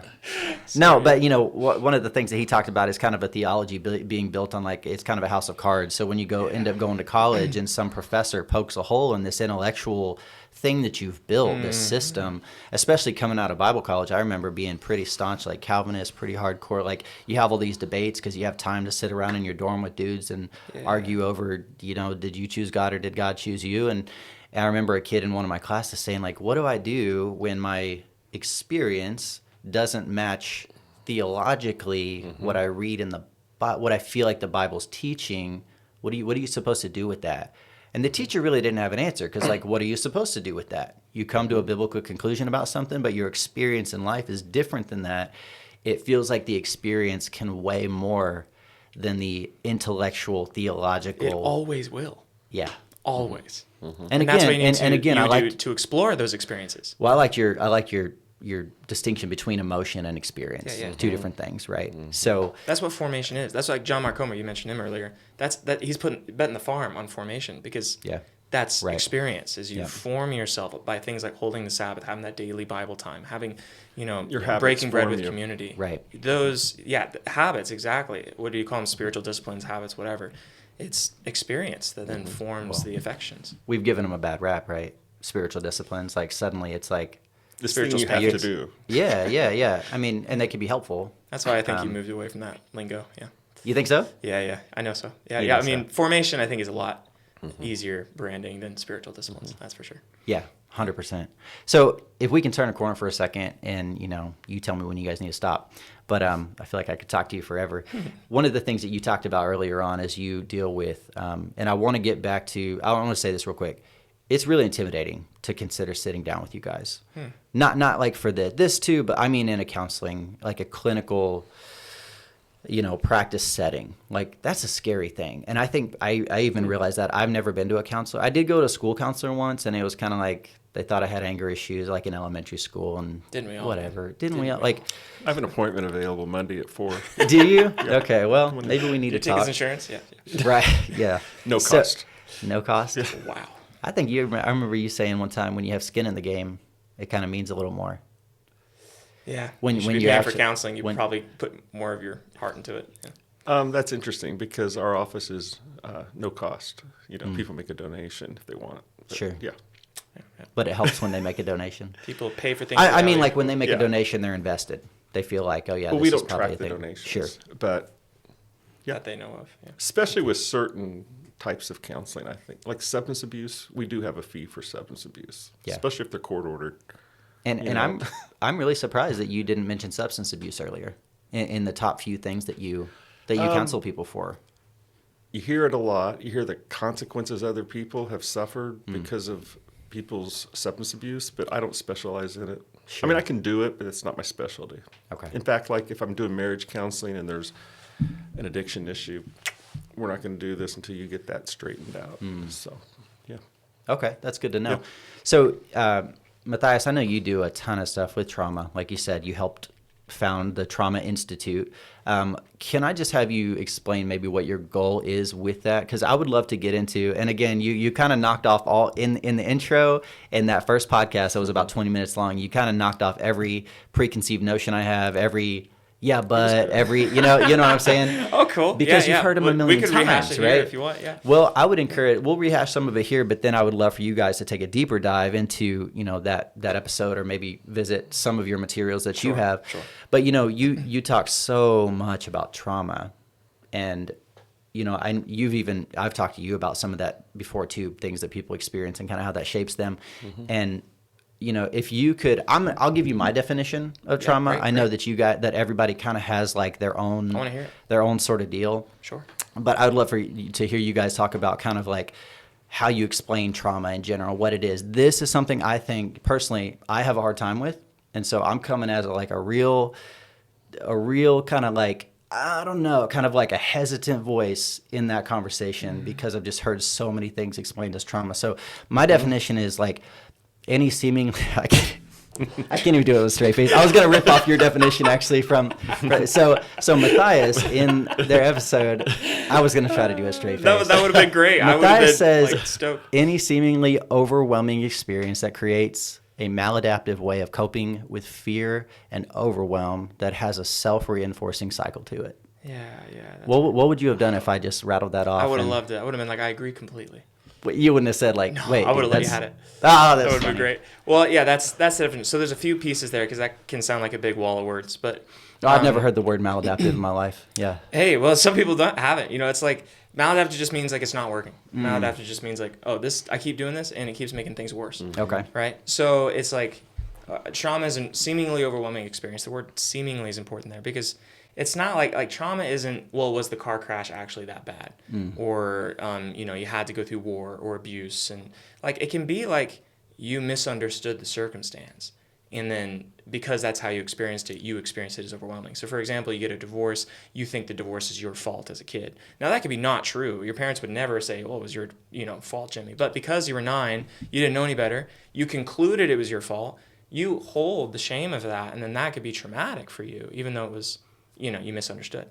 And so any seemingly overwhelming experience that leads to a maladaptive coping mechanisms, that just means like it leads to you trying to solve problems in the world, but in a bad way. So addiction's a good way or a good example. You feel really depressed. You try to lighten the mood with some alcohol. You feel really anxious. You smoke weed and then just try to take the edge off. But so much of that starts to kind of spin out of control. And that's the last part. It's like it has a self-reinforcing cycle, meaning, I smoke so much weed because it helps me sleep, but actually then the weed starts to like disrupt my sleep, right? So it's, I think it's helping, but it's actually making it worse. But, I'm so tired, I need to use the weed to sleep. Oh crap, the weed's making my sleep worse. Like, so there's that loop that is actually really important. To use another example, social anxiety. That's one of my favorite ones. It's like you go to a party, let's say for your friend that is having a birthday, you have to go. Be weird if you didn't go. You're standing in the corner and you're like, what do I do with my hands? Do I put it in my pocket? I shouldn't be touching my chest this much. What am I doing? And then it's like you're in a conversation with someone and then the whole time you're thinking, what do I do with my hands? I don't want to be weird. I don't want to be awkward. And then they ask, well, okay, so what do you think? You're like, wait, what? What are they asking? Because you weren't paying attention. You were thinking about your hands. And then you see that they kind of glaze over in conversation and they're not really paying attention anymore. And they kind of walk off and you think, I knew it. I'm so awkward. I hate coming to parties. But what you don't realize was the fear, the coping mechanism of trying to hyperanalyze how you should be acting and what to do with your hands so that you can come off normal, got in the way of you having a normal conversation. Yeah. And so the thing you were doing to try to help made it worse. And you didn't catch it. That's the point. And so that happens with anger issues in marriage and kids. That happens with shutting down in conversations that feel really stressful. That happens with depression, anxiety, all sorts of different things. And so my definition of trauma is just that. It's seemingly overwhelming experience that leads to maladaptive coping, a bad way of acting in the world that makes things worse. And it keeps making things worse and you don't realize that you're contributing to the problem. That's not to say all the stuff that comes from trauma is your fault. There's nothing like that. It's just, it's technical because I think that helps us narrow down exactly what we're talking about. Trauma can mean all sorts of different things to different people. That's specifically what it means to me. I think precision there is helpful. Yeah, Scott, I'd love to hear kind of what you think about that. Well, I think some people don't realize they have experienced trauma. Yeah, that's right. Like they're telling me their stories or they're telling me some of these things they experienced and as if it didn't affect who they are today. And then when I kind of parrot it back to them or say, just listen to me and just listen to what I'm telling you. No, doesn't that sound traumatic? And they're like, it's like they don't realize that affects their behaviors today or their thoughts and their processes. And I like to take, with people that go through trauma, it used to be, post-traumatic stress disorder, and that was everything. But you can I mean, that can be separate. You can have experienced trauma that affects you, but you may not have quite a disorder, so to speak. In the same way you can experience anxiety, but not Right. have an anxiety disorder. Right, right. And so trauma is used a lot today, but I think it's because we all experience trauma somehow, likely, by things that happened. It maybe affected us in one way that may not have affected another person. All of us have been overwhelmed. Yeah, and through churches, and people have experiences through churches, or staff members or people in ministry have all kinds of trauma that they're realizing it was trauma, not just that I was fired, It's more like what affected them, with the description you gave. That's right. So, That's right. yeah. Well, it's hard to embrace sometimes other people when they say something was traumatic, and you're kind of like, really though? It's used, it's used. Yeah. Yeah, I know what you're saying. It's used I for was everything. Kind of like. So what bothers you about it? Tell me about that. You really want to know? I do. Yeah. You're I'm asking not me. calling you out or anything. No, I just no, want to you're know. asking me. Okay, yeah. Yeah. So what bothers you about people using that word really liberally? I think it bothers me that language has really started to take on like no meaning, And I think a lot of conservative people talk about this. Like I would generalize myself as a more conservative person, like politically and even theologically and things. But when words really start to lose their luster, because like sometime in the last Purpose. they lose their purpose. Sometime in the last 6 or 7 years, everybody's a racist. But like, how did that happen? Did we all just not know we were racist because we voted for a certain person? Do we, So suddenly, if everything's racist, then like, what actually is, right? If everybody's a Nazi, if every conservative is a Nazi, what does that make of everybody's Nazis? a Like narcissist. actual Nazis? Yeah, Everybody's a narcissist, So then when you can't really, those definitions and those terms really kind of lose, you stop giving them as much attention as maybe they should get when somebody, it's kind of like the crying wolf idea. So if you're talking like, if all you can talk about is like, oh, this trauma, and it's like, well, yeah, but like that happened to me. And you guys kind of addressed this in your first podcast too, like the family, the idea of the family that has, 3 or 4 different kids, like me and my siblings, we lost our dad when I was maybe 7 or 8 years old to drugs and alcohol. And it's like, well, it seems to have affected me differently than my sister, than my brother, who are younger than me. And each of us probably differently. I don't know how, but differently. So you give an example in that episode of this or maybe your other co-host did. Yeah, I forget his name. Frank. Frank. So he, this person becomes a CEO, but this one struggles to get by, and That's this right. person, this person's kind of somewhere in the middle, and it's like, how did we all experience the same thing but come to different end results or become such different people? And that trauma it just shaped you differently. So I think you look at other people's trauma and you kind of, or their experiences, and you kind of compare yourself to them and think like, well, I went through this too, and I'm fine. You just need to suck it up. Does that make sense? Yeah. And I'm sure you've heard that over and over, both of you. But hey, life is just hard, and I think you I think you that's touched on good. every one of these things, every one of these counter things that you've probably heard so often. But hey, if everything's trauma, is anything trauma, right? And so I understand this idea of a spectrum. Here's the one thing of I'll that. say on those points is that the only reason I think trauma kind of gets a pass here, and I wouldn't say in every single case, like obviously like, the drive to work, the traffic is traumatic. Okay, well, maybe not. Yeah. But like, if someone's genuinely in like with a emotionally congruent, disposition saying, oh, that was traumatic, it's hard because for the reason you just named, something traumatic for someone else, the seemingly part is really important there. Something traumatic for someone else can be traumatic for them, even if you went through something really similar and it wasn't traumatic for you, because we have different barometers of pain tolerance, different experiences that those confirm or disconfirm, like, because trauma is not just what happened in the present, it's how that informs everything I've been through up until that point. And trauma, the key symptom of trauma is avoidance. So it's not something that normally comes up unless someone's trying to use it for some sort of social utility. And I think that's what conservatives really respond to, is like when people say, oh, I've been through trauma, you need to make accommodations to essentially dance around my particularities. Right. That's the allergy that I see to the word trauma being used really frequently, because people are like, my boss gave me a demerit at work because I was late, how traumatic, is almost to say he's in the wrong morally, because if he was an empathetic, kind person, he wouldn't have punished me for being late to work. Now, I think that's almost a side issue from whether using the word trauma is accurate or not there, because for them, if genuinely it is, if they're like overwhelmed by the idea of that, then I'm like, whoa, okay, then we have to totally reshape how you think about employment. If this is actually a feasible job situation for you, if you actually need to find a totally different social support system, because I'm just going to assume that's true. And then the ramifications of that are you have to take some personal responsibility to radically reorganize your life. Because if you're getting constantly triggered at work by someone writing you up late, then you're going to be completely just like falling apart if you keep at this job for another year. Right. And then immediately you'll see on their face if that's a genuine description or not. Because if they start to feel a little bit insulted by that, then it's like, oh, hey, come on. Then it's like, oh, okay. Well, then that wasn't overwhelming. Then that's what we would call adversity, which is suffering, but not overwhelming suffering. And then we can have a conversation around what does it look like to take responsibility in this circumstance around your job. Because genuinely, I do know people that like their work and getting late to work is just really overwhelming for them. Like especially folks with ADD and trauma and just like some of the responsibilities. They are trying their best and they're showing up late and projects are not getting turned in on time. And if I look at them and they're like, oh man, like when he came at me for being late, that was traumatic. And they really mean it because they've been struggling with their ADD so much and it's been so hard and they've lost 3 jobs already. And if they lose another one, then they're going to like lose rent and da-da-da-da-da.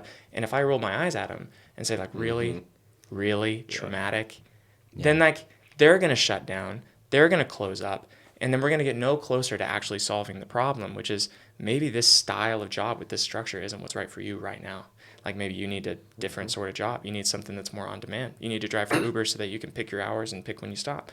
Like it's actually in taking personal responsibility for your actions instead of demanding the world change around you that I think solves the big problem that most conservative folks bring up when we're like, I've got to stop using the word trauma. Because I'm like, does that make sense? I could go on, but that's kind of my take on it. Yeah. So when people come, I mean, you mentioned like spiritual trauma, and I appreciate that, and I appreciate you asking kind of my thought on it, and it's even awkward to explain it because you don't ever want to come off like people's trauma is not intense and real and severe and serious, and it's formed the way that they are, and it's formed.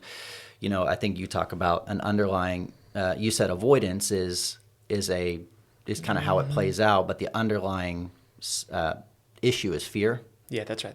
Fear of the same thing happening again. Yeah. Fear of kind of like falling into kind of what the caveman thing. Yeah, that you guys use, like or Frank used. Okay, touch fire, fire burns. Don't touch fire. Like stay away from fire. When it's like you've got to figure out how to use that experience to navigate. I love how you brought up spiritual trauma. Sorry to cut you off. But spiritual trauma, I think pastors get so allergic to this phrase because they were in the circumstance. They saw what happened, and then they hear on a podcast later or something like that pastor was abusive. 100%. That pastor traumatized me, right. And it's like, hold on, right. And that's why seemingly is a really important in your definition, right? Because I'm not talking about the objective nature of the abusive thing that happened. Right. I'm talking about the subjective experience of the person. That actually has no bearing on the pastor. That has everything to do with the person who experienced what happened, and then them taking personal responsibility for the harm that they experienced is maybe they do need to step out of that church. Because let's say, just to put a random example on it, a pastor that just had crude joking, and then a female on staff said, oh, he tried to sexually harass me. Yeah. And it's like, oh, come on, it was just a joke. And then it's like, well, who's at fault there? Yeah. All right, well, for her, that was overwhelming for her.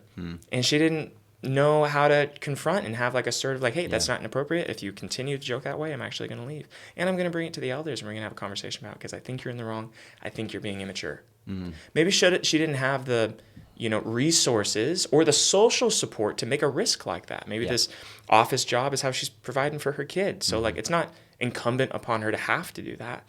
But for her taking personal responsibility, that could look like, I'm actually going to get a different job. I'm going to go find this elsewhere so that I can kind of personally recover from something that felt overwhelming for me. Yeah. Because my self-reinforcing maladaptive cycle was that I was just quiet and then I got really nervous and scared, and then I just kind of disconnected from that, and then I let kind of an immature behavior fester, not just within the church, but just even around me, and then that continued to be hard for me for years, perhaps, at that job. Yeah. So can you see how, like, there can be two different experiences, and we're not talking about is the pastor an abusive pastor? We're talking about that someone experienced something overwhelming, and that's not the same thing as we need to go after the pastor now. It's like that person needs to find a way to hold their own overwhelm in a way that's right for them. And it seems like for a long time, I appreciate how you flesh that out, but it feels like that you print the headline on the front page, but the retraction goes in the back. Because like the person, you don't hear from the pastor who says,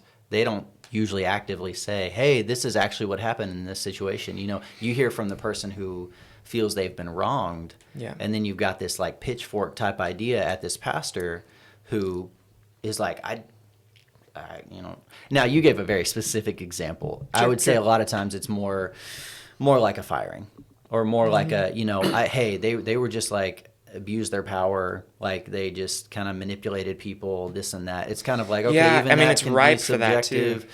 Yeah. But at the same time, it's like that shouldn't take away from that person's experience. But when everybody hears about that person's experience, they automatically make their assumption about the pastor, when in reality, or the counselor who, hey, this guy ruined my marriage. And it's like, hold on, you don't have all the context. And they certainly didn't share their faults in this situation. Right. Would you say, Scott, that you have had many people who have said that they've experienced spiritual trauma?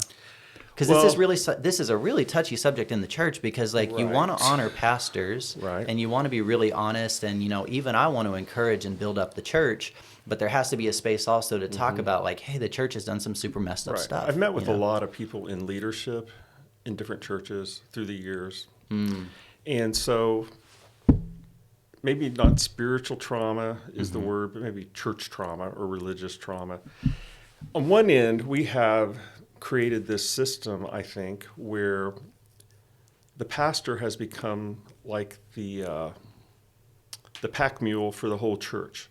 Everything's on their back. They're in charge. They're in charge of everything. And it's true, as a leader goes, a church will go.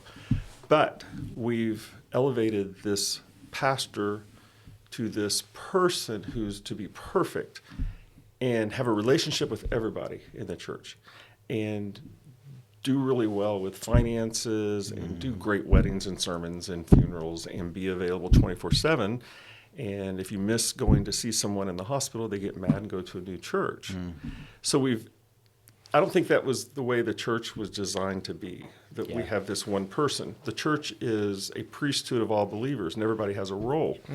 So we've kind of put this on a lot of pastors, to just be so on top of everything. Then on the other hand, we have people that expect the pastor to do everything. Yeah. And there are people that I think have found hurt, like shame maybe, because they've been told certain things about how they do things or what they do. I'm trying to be pretty vague there. But yet also they may be guilty, which they should have been called out. So it's touchy. So for them, some people can say, oh, I've been hurt by the church, when, okay, you didn't do what you're supposed to do, and but there are other people that it's just, there could be situations of control or power that have caused issues with someone who gets written off, or I wonder if it's the dual relationships of it all. Because the idea that you're my employer and my mentor and my spiritual father is a weird, arrangement of hats. The employer-employee church thing, if we really think about it, probably isn't, okay, I'm an employee of a church, but it's probably not the best system when the church was created. Not for pastoral care of the staff members. You're right. That's a disadvantage of that model. Is people who get fired feel like my dad just fired me. And they're not wrong. That is spiritually kind of what just happened. It's kind of... Or my friend just fired me. My brother, whatever. Yeah. Yeah. So not just firing, but within the church, That's a good example, yeah, somebody that, they're struggling in their marriage. I've heard this a lot. And the woman, the wife, is criticized because of what she isn't doing by leaders of the church, when, that was really bad advice. And so they just write off church, like, nobody heard me, nobody listened to me. Yeah, So, I've never seen someone in some of these like vague externalities where there hasn't been like an overt like abuse like being abused by a priest, or like I guess I shouldn't put a threshold of which are not valid. It can be different per situation, but so much attachment wounds are like antagonized. So for example, like if I feel like really distant from my father and I feel like he never really was like proud of me, and then my senior pastor never lets me preach on stage, and then when I do preach he doesn't encourage me after, like points out what you did wrong. Yeah, and then I feel so hurt by the church.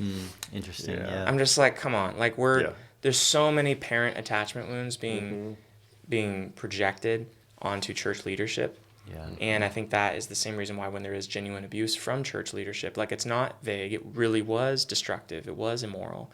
It's so devastating because it's not just that Timmy the pastor hurt me, it's God hurt me, right? Or like the church hurt me. Yeah. And that whenever we make huge sweeping statements like that, that tells me that we're at a developmentally very young level. Like on a technical, that's not an insult. I just mean like, younger developmental levels. Children make wide sweeping statements like that. Like, dogs bite me, I'm scared of dogs, is a young thing to say. But when I grow up, I can, learn just through just experience and maturity. Oh wait, no, Timmy hurt me. That's not the church's problem. That's Timmy's problem. That's not I hate working at churches. That church had a toxic culture. And maturity has this arc of being able to specify, like I think it was Aristotle that said the mark of a well-trained mind is the ability to make distinctions. And so when I hear people like, oh, screw church, I'm like, oh, there's a young wound that got super inflamed because of an experience at a church that totally could have been valid. I'm not saying that means it's invalid. Yeah.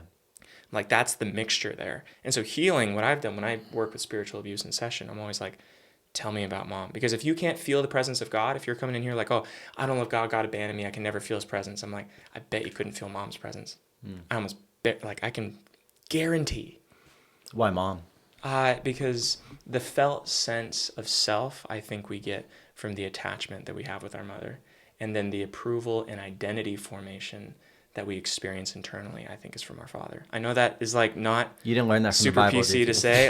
It's not even therapist-y to say. Therapists would get mad if I said that because we don't like putting things on mom or on dad specifically because of course it could be different. It feels for unfair. People. Yeah, it feels unfair. That's a big thing. But that's just my personal opinion. I'm just like, when I meet people who have a completely distorted sense of self, I'm like, there's something with mom or dad. So when people have distorted, views of like, I can't feel God, where's God's presence? He's so hidden. Yeah. I'm like, I bet dad was hidden. And with that topic, I want to say something positive.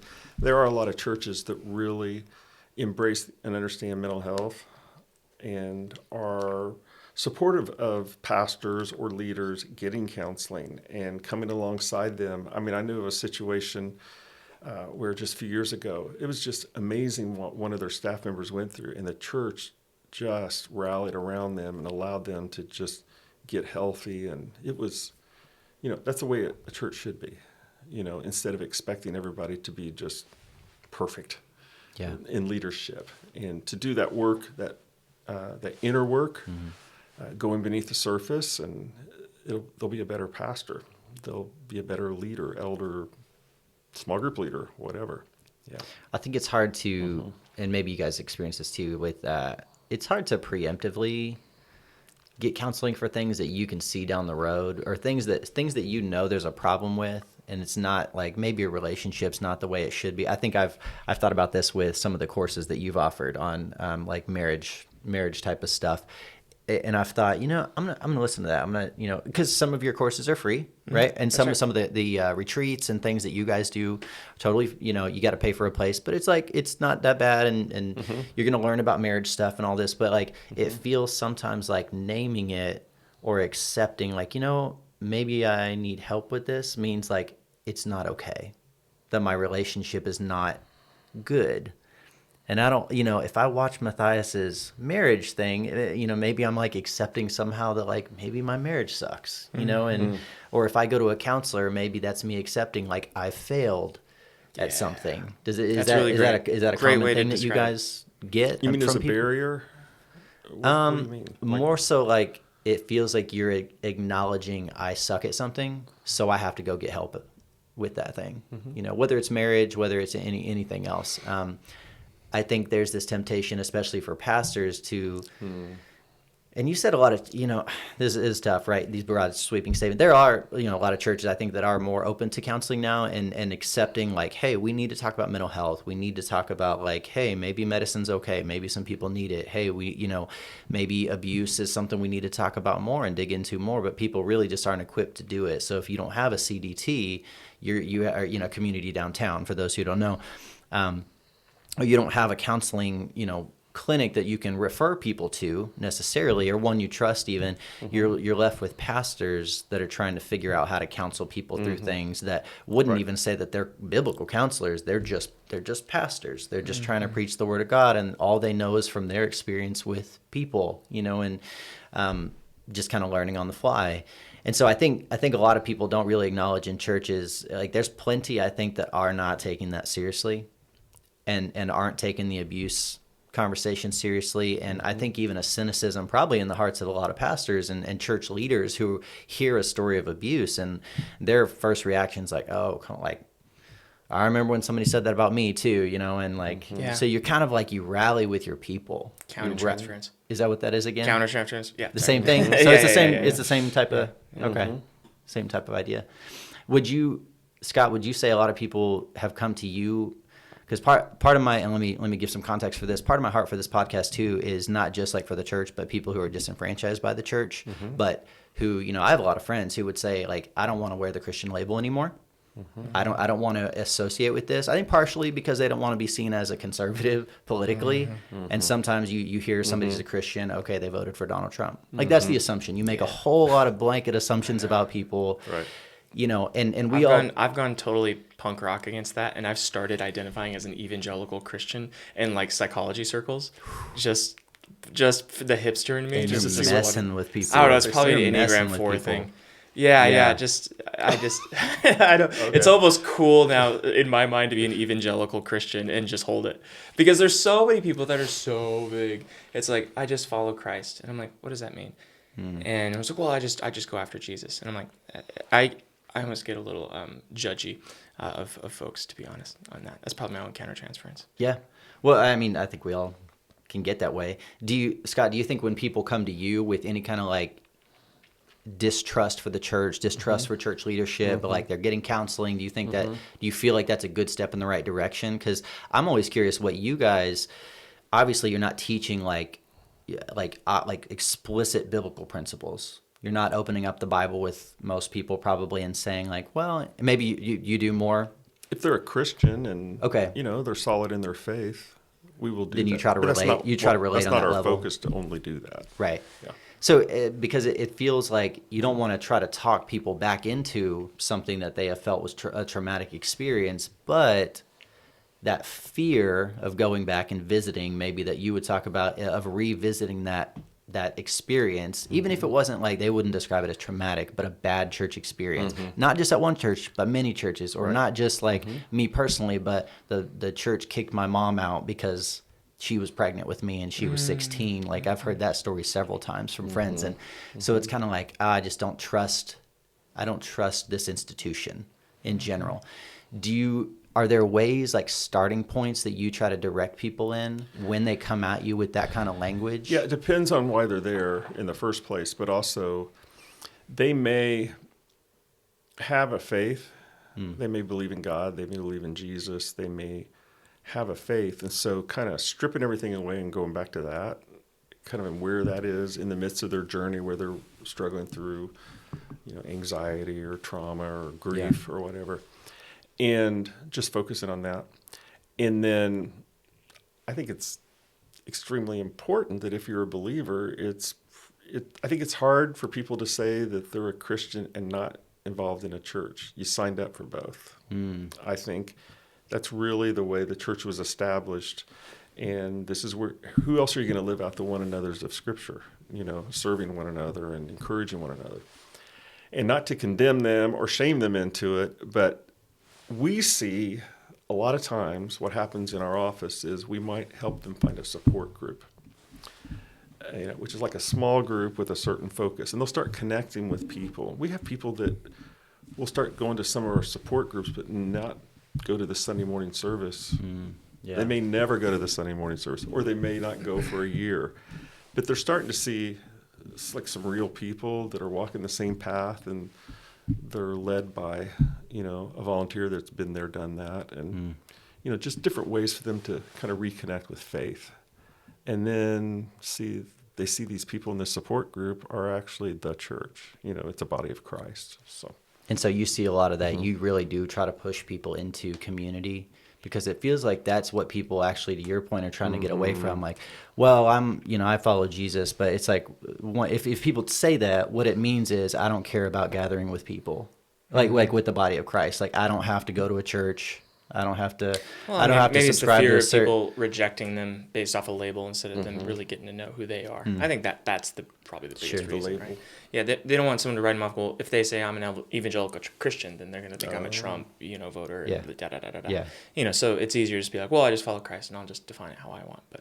But it also seems like the way that people tend to gravitate is toward less responsibility, toward less proactivity in regards to like, well, now I'm responsible and accountable to other people. They step away from accountability. They step away from hard things like being asked to serve in certain ways, or like having just that responsibility in general that comes with being a part of like a body of believers, that you're going to be asked to do more than if you, like, guess what? If you don't go to a church and you don't subscribe to a body of believers, like you're not asked to do much a lot of times, right? I don't know if I agree with you, but tell me if I'm understanding you right. Because I'm like, I see when they're enthusiastically a part of a community they trust, people will like go head over heels to volunteer and to be a part of things. Like they want to avoid responsibility. So like if it's sports, gosh, you see like band kids moms, like band kids moms will like be there setting up early, like lugging big instruments at 5 a.m. doing Saturday. But like, so people are invested when there's trust, and then when there's like alignment on the mission of like, we're going to win state this year. So, and I see that in the church too. I see like people like really well get up early, stand in the parking lot, spend their whole Sunday morning doing that. So like, it's less in my mind of like kind of our general tend towards laziness, but a lack of trust in the community, and then a lack of alignment with the community. And we could say that, they resist community in that they, don't take meeting with the body seriously. But I kind of go a little bit further back than that. And I'm like, what were the experiences that broke your trust? Like, when did it happen where you felt othered, shamed, dismissed? What were they? And maybe they were big experiences, maybe they're small. Okay, and then how did that compound wounds you felt earlier? Kind of going back to the mom and dad thing. Because I'm like, my guess is that if you were in youth group and then they said that if you had sex before you got married, then you were like, I don't know, really sinful and bad and dirty, and that compounded upon feeling like, gosh, I never really felt that loved and accepted by my mom, and I just kind of felt like I really had to do a lot in order to get in her good graces, and nothing I ever did was good enough. Then I'm like, cool, we got a compound wound there of like church wound made mom wound feel even worse. And to make it worse, God's mad at me too. So great, now God's mad at me, this whole community's mad at me, and mom's mad at me, and like I feel pretty crappy about myself. I kind of just want to go hide in a hole. So yeah, they're not going to want to be at that church. They're not going to want to be involved. They're going to find a community where they feel aligned and accepted and loved, and where they're all going towards a purpose and they feel like they're valued. And so that could be, I don't know, like hanging, playing music at bars, and their band is like their folks. And it's like, well, yeah, because they're with those people. Why wouldn't they? And so my strategy, so to speak, when we're thinking about spiritual abuse is always like, tell me about the wound that happened in the church, even if it doesn't feel like a big capital T trauma. Like, I'm not going to worry about that word. Tell me what it was, and then tell me how that compounded stuff that you've experienced for a long time. because what I've noticed rapidly is like if you can heal the early thing, if you can heal the mom thing, the dad thing, the high school bullying thing, that will rapidly generalize to the church thing. Meaning once I realize, oh wait, I am worthy. Like I am safe. You know, I'm not going to be obliterated. Like, whoa.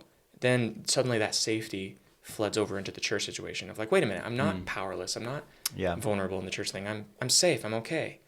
And then that, like, I think about it like it sobers up. Like, it's a good analogy for it. Just like how alcohol can kind of like make things wonky, make things bigger, kind of throws you off kilter. It's like emotional damage, attachment damage can intoxicate how you view your church experience. So I think if you can heal the trauma early on, it sobers you up for the church stuff. And then you can make just calculated decisions of, and wait, am I in this? Was I ever in this? Because if there's genuine faith there, what I've seen is that snaps back really quick. People miss it.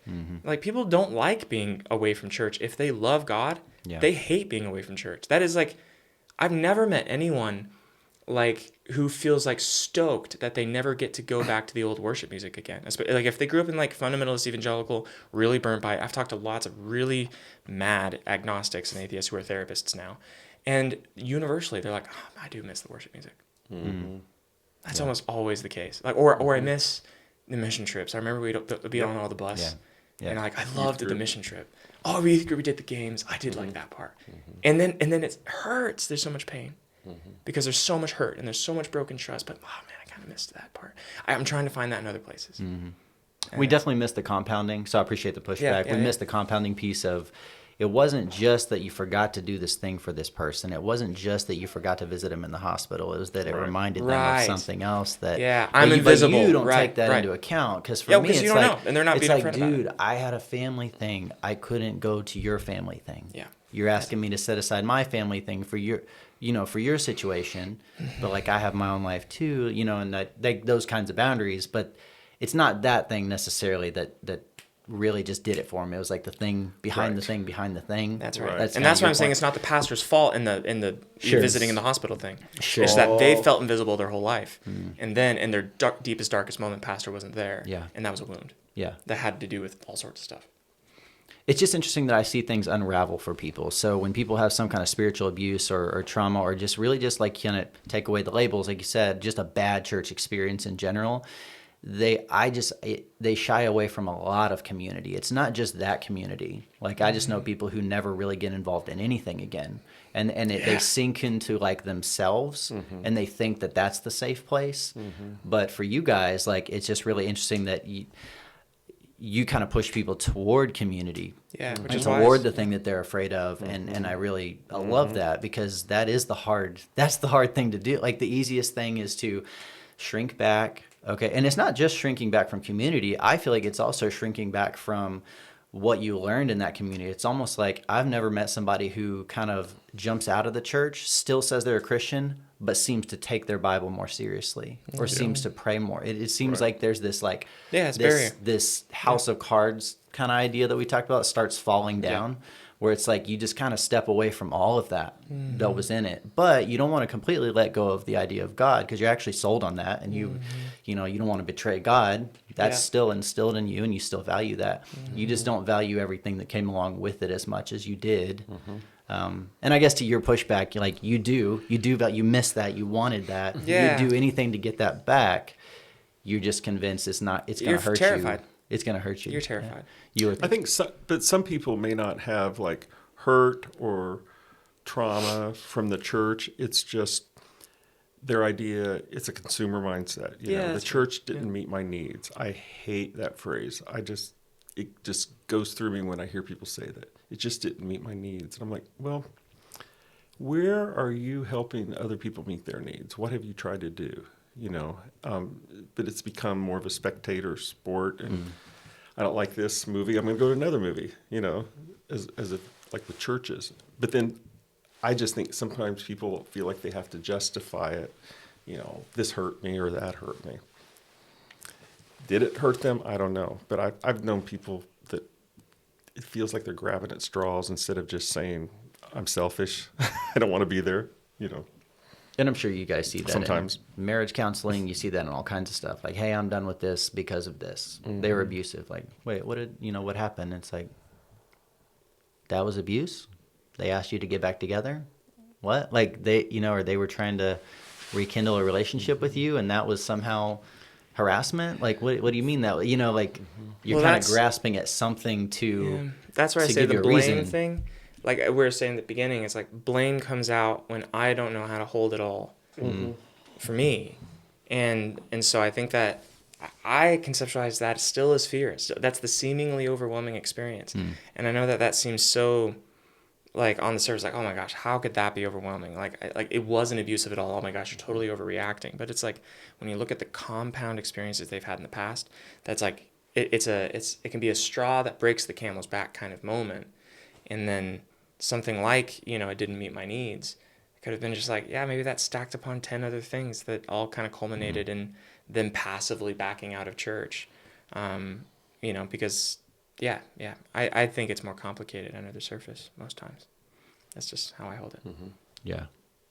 Well, I do want to just check, make sure I didn't have any other pressing questions for you guys, because I don't want to beat a dead horse there. It's either you beat it or you talk for 5 more hours and go deeper and deeper and deeper, which I would love to do with you guys. I did want to ask you, Scott, what do you think has changed? I had asked you earlier, in the past, 25 years, the things that people came to you for, let's say 20 years ago versus today, because you listed off a few things that people come to you with, and like anxiety, depression, marriage, that kind of stuff. What do you think that looked like 20 years ago? Has that changed? The top few things? It's changed. I think people are more aware today compared to 20, 25 years ago. I sound old. 25 years ago. Decades ago. Your decades of ministry. Oh, yeah. There So there's not as much stigma now, I think, with counseling and mental health. I mean, it was such a quiet thing, and it seemed to be. And availability. People talk about it more. There's, like I said, not as much stigma. So people are more open to trying out counseling or encouraging their spouse or their family member to go. Trauma it's become much more, like you've talked about it, it's just more aware that people, gosh, I did have some trauma. How am I standing still now? How am I surviving this? Sexual abuse is an example. It was so quiet. Nobody talked about it. Still, that happens. People never tell anybody what they're going through, but just people are more apt to just say, yeah, I went through that. The Me Too movement, for example, sexual harassment or abuse. And I just think people are more willing to say they don't have it together. And that's actually a sign of strength to say, I need somebody to walk me through this, as opposed to just chin up and do your best, make it work. So I think that's probably the biggest thing I've seen change. Yeah. Much more open to talk about it. And people will tell people, I'm going to counseling, or I see this person in counseling, and people used to not do that. And there are some critics out there that say too many people are in counseling. It's become a cool thing to do. And I'm just like, well, if you sit and listen to the people I listen to, they don't come here because it's cool. They wouldn't ask for this. Yeah, they wouldn't ask for what happened to them to cause them to go to counseling. That's right. Yeah. Do you think, what would you tell somebody entering in? So if I didn't make this clear enough, so father-in-law, son-in-law here, wives are both beauticians, correct? Right? Hairdressers. Hairdressers. I'm sorry. I thought beauticians was like the nice thing. I think it's more say. general. Okay. Yeah. So, and then you have all girls? I have a girl and a boy. Okay, I didn't know that. I thought you had 2 girls. Yeah. Okay, all right. Yeah. So if you could tell Matthias, kind of, you're younger in your journey of counseling and psychotherapy, if you could give him advice that you wish somebody gave you 25 years ago, what would it be? As far as being a counselor? Being a counselor, yeah. Stepping into the field. Yeah. Probably the first thing I would say is not every marriage is going to make it. It's not your fault. Don't wear that. Yeah, don't carry that. Yeah. I mean, because it's their choice. I mean, there were couples I would see that like, why are you divorcing? Yeah. But it's their choice. It's not my marriage. You know, I did what I could from what the best I knew. Do you think you carried some kind of like failure in the beginning for when that wouldn't work out? Maybe a little bit. Yeah. Just kind of like, maybe I should have done. I wasn't as skilled or as trained. What else could I have said? What should I have said? Wow, what could I have done? Yeah. Especially when you It's work. really heavy, man. Especially when you work within a church. Yeah. And other people may know that these people, Yeah. Always find rest, take time to rest. The world will go ahead without you if you take some vacation time. I know people that don't take vacation time. I've lectured them, I don't know how many times, like, take your vacation. They don't use all their days. I won't say his name, but it's a friend of mine. And he, just donates his extra vacation days at the end of the year. I'm like, what is wrong with you? I feel like you're preaching at me right now. I think our fiscal year ends at my job on Monday, and I have like 3 vacation days or Why? 4 or something. It's hard, man. Oh, it's not hard. That's a lie. That It is your hard. choice. No, it is your choice, and it is. I need to take responsibility for that. But it feels like if you're not moving forward, you're moving backwards. That's the only I've way fall to behind describe the it. responsibility. So Yes. that would be advice, though. Learn to rest, because a lot of times we think rest, like the weekend's coming, or I'm going to take a vacation, I'm going to get to rest. But really, out of our rest, like the Sabbath idea, out of our rest, we become more productive. So it's like preparing for what's ahead as opposed to just resting from what came. Yeah, And so that's really good. those are probably the 2 things. What's your what do you think is your? Do you receive that? You Yeah, I receive everything receive you that. just You receive it? Okay, all I right. received that word. Thank you. Coming from the father-in-law. That's good. That's good. Coming So- from the wise father. The wise father-in-law. Yes. Yeah, I have one too, and I love him. So, what do you see? What would you hope for? You said, at the beginning, you can't see the future. You don't know what's going to happen. You guys are you're trusting God. You're stepping forward. You're trying to just walk with people, help people as best you can. If you had a hope and a prayer for a community downtown in 10 years, what do you see that ministry looking like? Matthias taking it over and being the Yeah. director and moving to Columbus. Yeah. Okay, all right. And living in my neighborhood. I haven't heard that one before. I'm just joking. Yeah. He's already been putting it in pages. Oh, No, yeah. he's been Probably planting the doesn't need seed. to. Lots. He probably doesn't It's need real to. clear that's not happening. Well, I remember years ago, you and I were joking about when they lived in Spokane, like what would it take to get you out there? Right. Yeah. Right. And then you were just really hoping they'd come closer to here. Well, our hope is that when they have their first child, they would want to be closer to us. And that happened on day 2. Yeah, that's They true. made Day that, 2, we're they like, made we're that moving. decision. We're moving. Yeah. You really did. That was Yeah. It Yeah. was, Not it exaggerating. I think We I were- wanted to leave Spokane for a long time. Like I was feeling like, all right, I've had my stay. I grew up moving It's a around a ru- lot as a kid, so like I was just kind of like ready to get moving. And then Paige, when the baby came, she was like, oh yeah, let's get back close to my parents. Like the very next day. That's hilarious. So I was ready to go. We heard she was in labor. We were in Louisville celebrating birthday with my youngest daughter, Grace, and her husband. But Paige did not want Grace to know that she was in labor. So we're trying to eat dinner. Penny goes to the bathroom, makes plane reservations in Indy. We drive to Columbus, grab clothes, drive to Indy, get on a plane, switch planes in Denver, and made it before the baby that's came. hilarious. It was awesome. That And the is next awesome. day, we need to be closer to you. Like, yeah, this was hard to get here. Yes. Well, and Spokane's pretty rough, right? Well, I mean, yeah. Well, I've just heard that Spokane is one Forgiven. of it has one of the poorest counties in Yeah, in the I mean, US or something. And I've heard that about 15 different counties. So Yeah, yeah, You're yeah. going to you hear don't it know from what to trust. people from Spokane watching this.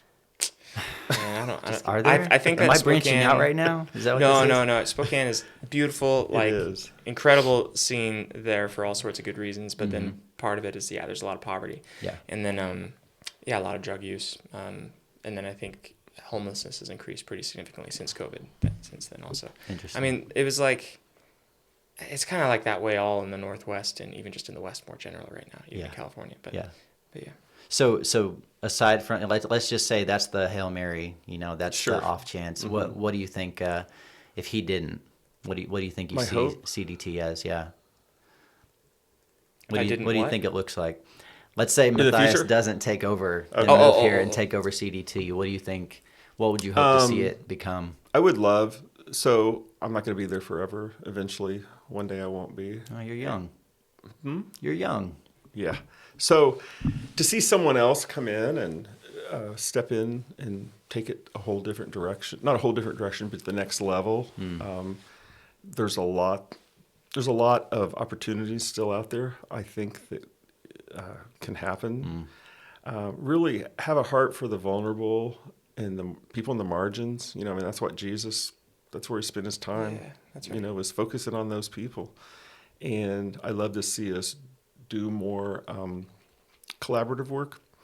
Like we've got a couple of grants we received. We started, counseling people in Spanish with a counselor that speaks Spanish, and we've had some referrals working with DCS a lot, which is complicated, but it's such a great opportunity to get in there and work in the court systems. And so just kind of expand, but someone that would have a heart to just take the lead on that.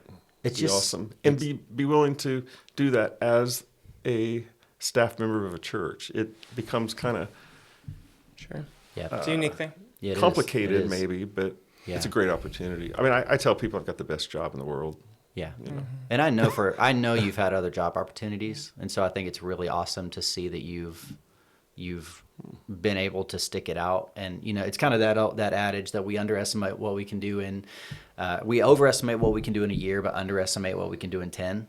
And it's kind of that rule of, I think that staying power is so huge. Yeah. And I appreciate about you and your ministry and the longevity that you've been able to cultivate, because I think it's just you start to trust certain people in the community, and as you trust those people, you trust their organizations. And so I think CCC has built a lot of trust. As many people have come and gone from CCC, you've built trust, and I think it's because of guys like you and other great friends that I have. Well, I think it also is really key in the staff you hire, like in our office or other counselors, like Dana Bowling. I mean, she's a killer. Oh, she's a killer. Yeah. Every time I introduce her, that we do a workshop or training, I say, "This is Dana Bowling.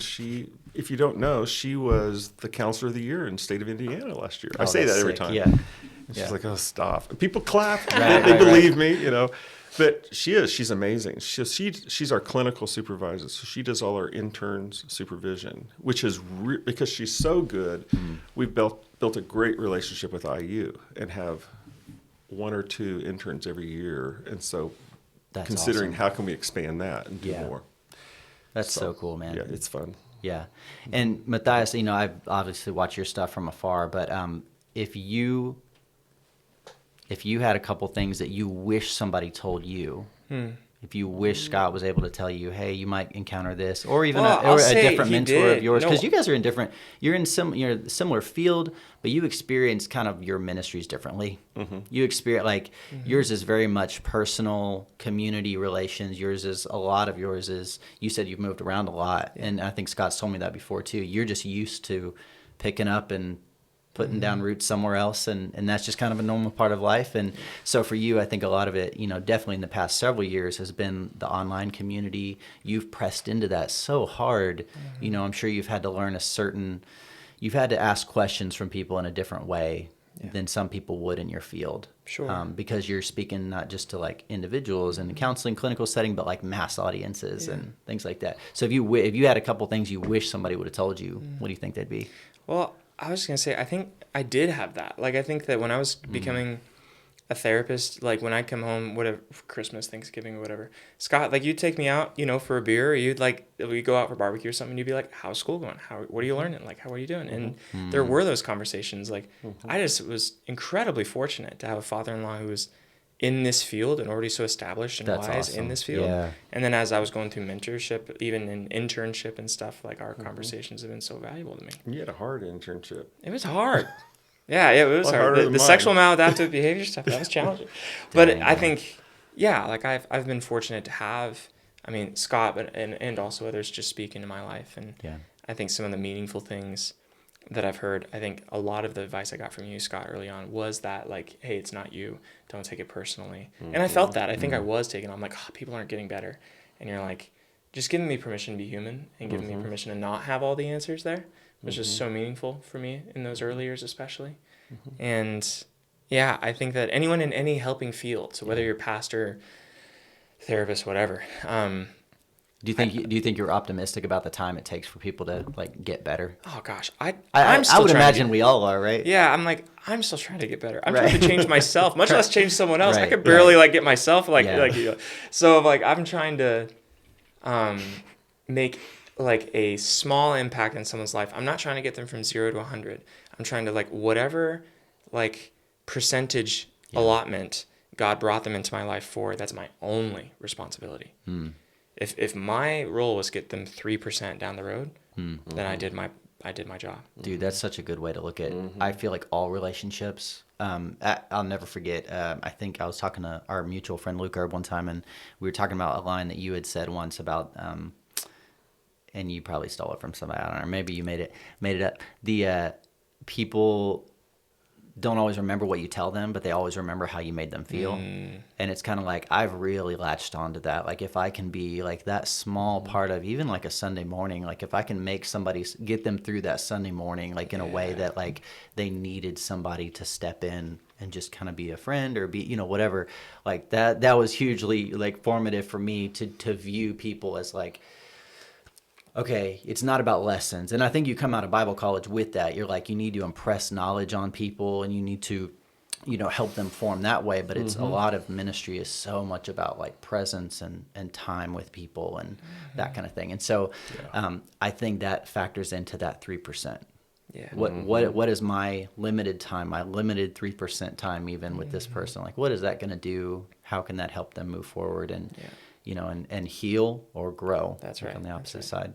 Do you think, what do you see for your ministry? And I keep calling it a ministry just because I'm programmed to do it. But that's what do you see as like your long-term goals? Because you have so many irons in the fire, dude. I was looking on your website and there's all kinds of things. And I really would encourage you guys, go visit Community Downtown's website. Go visit Matthias J. Barker's website. Go visit the Trauma Institute. Like you just have so many resources that I'm just like, and I stumbled across your social media one the other day, the social media training for That's right. psychiatrists, therapists.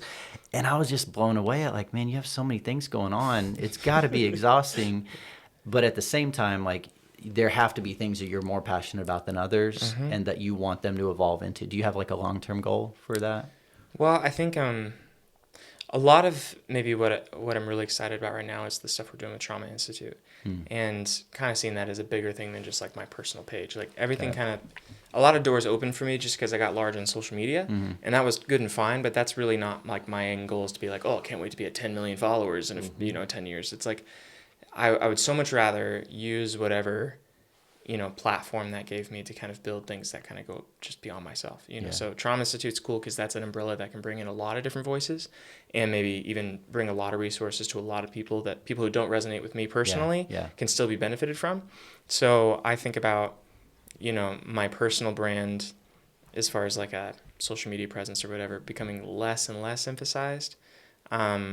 And more just the mission of helping people heal from trauma, kind of expanding and growing. So we'll see how all that shakes out. But I mean, some opportunity could come along that you haven't ever envisioned. And I'm really open-minded. And maybe the Trauma Institute is that. I'm open-minded to whatever that is. I think I'm just like, I was even praying this morning. I'm like, God, I just never want my commitment to my vision to be bigger than the faith to step into something unknown that you might call me to. That's so good.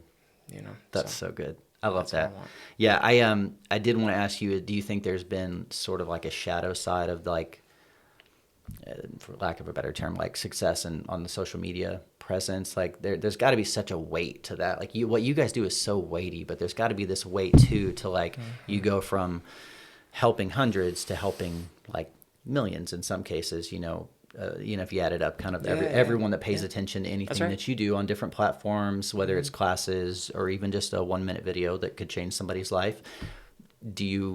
Is there a dark side of that you've experienced, or has it mostly been positive for you? Dark side, I think so. I'm bad with criticism. So when somebody criticizes something, like one person, I'm like, oh crap, I need to take that down. Like, it's like, I'm just like, I feel that too. You know what I'm saying? Well, the Kristen's funny. I'm getting tired, so I know. This is the last question. You're fine. I'll try to get my words in a row.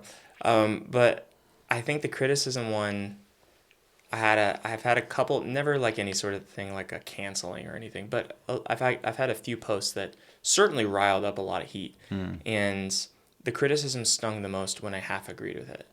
Yeah. Meaning that if someone was like, he doesn't know what he's talking about, I'd be like, oh, like, because I really don't want that one to be true. Yeah. And the imposter syndrome in me just like gets a little bit antagonized. Or someone's just like, I don't know. Oh, he's such a egotistical, narcissistic maniac. And I'm like, oh man, I hope not. Like, I know I'm posting videos of myself every day online, but like, is that too grandiose? Like, I think there's a part of me that is worried of like, I hope I'm not narcissist. I hope I don't come off that way. Yeah. So like, when something attacks my insecurity, or either positive or negative, like I either agree with it, like, well, maybe I don't know what I'm talking about, or it's in my shadow, which is, narcissistic grandiosity. Like, I hope I'm not narcissistic. Like, it's gonna attack. I mean, there's insults like for all of us that would just totally float off our backs. Like, if someone called me short, I just wouldn't.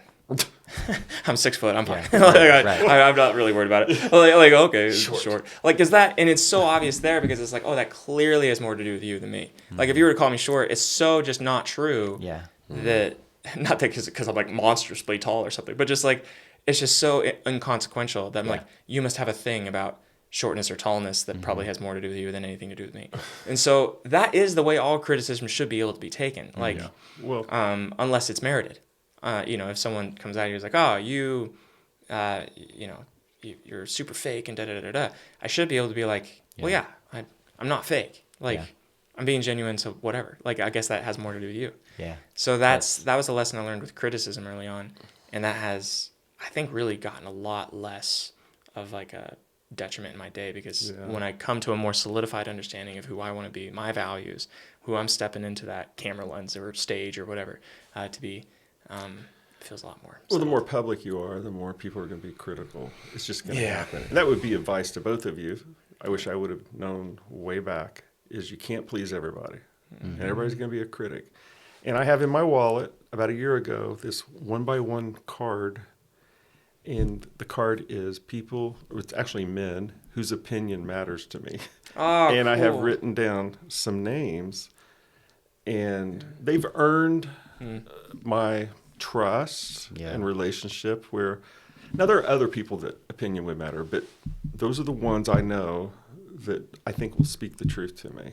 That I will take it from them. Otherwise, you can drive yourself crazy trying to, like, every comment you get, thinking, what's wrong with me? What should I do? I should have done this different, No, that's so good. Just be bold. And I think to jump back for a second with, if you're talking about what do you hope for in the future and moving from like a you-centered thing to like a group-centered, like something that's about more than just you.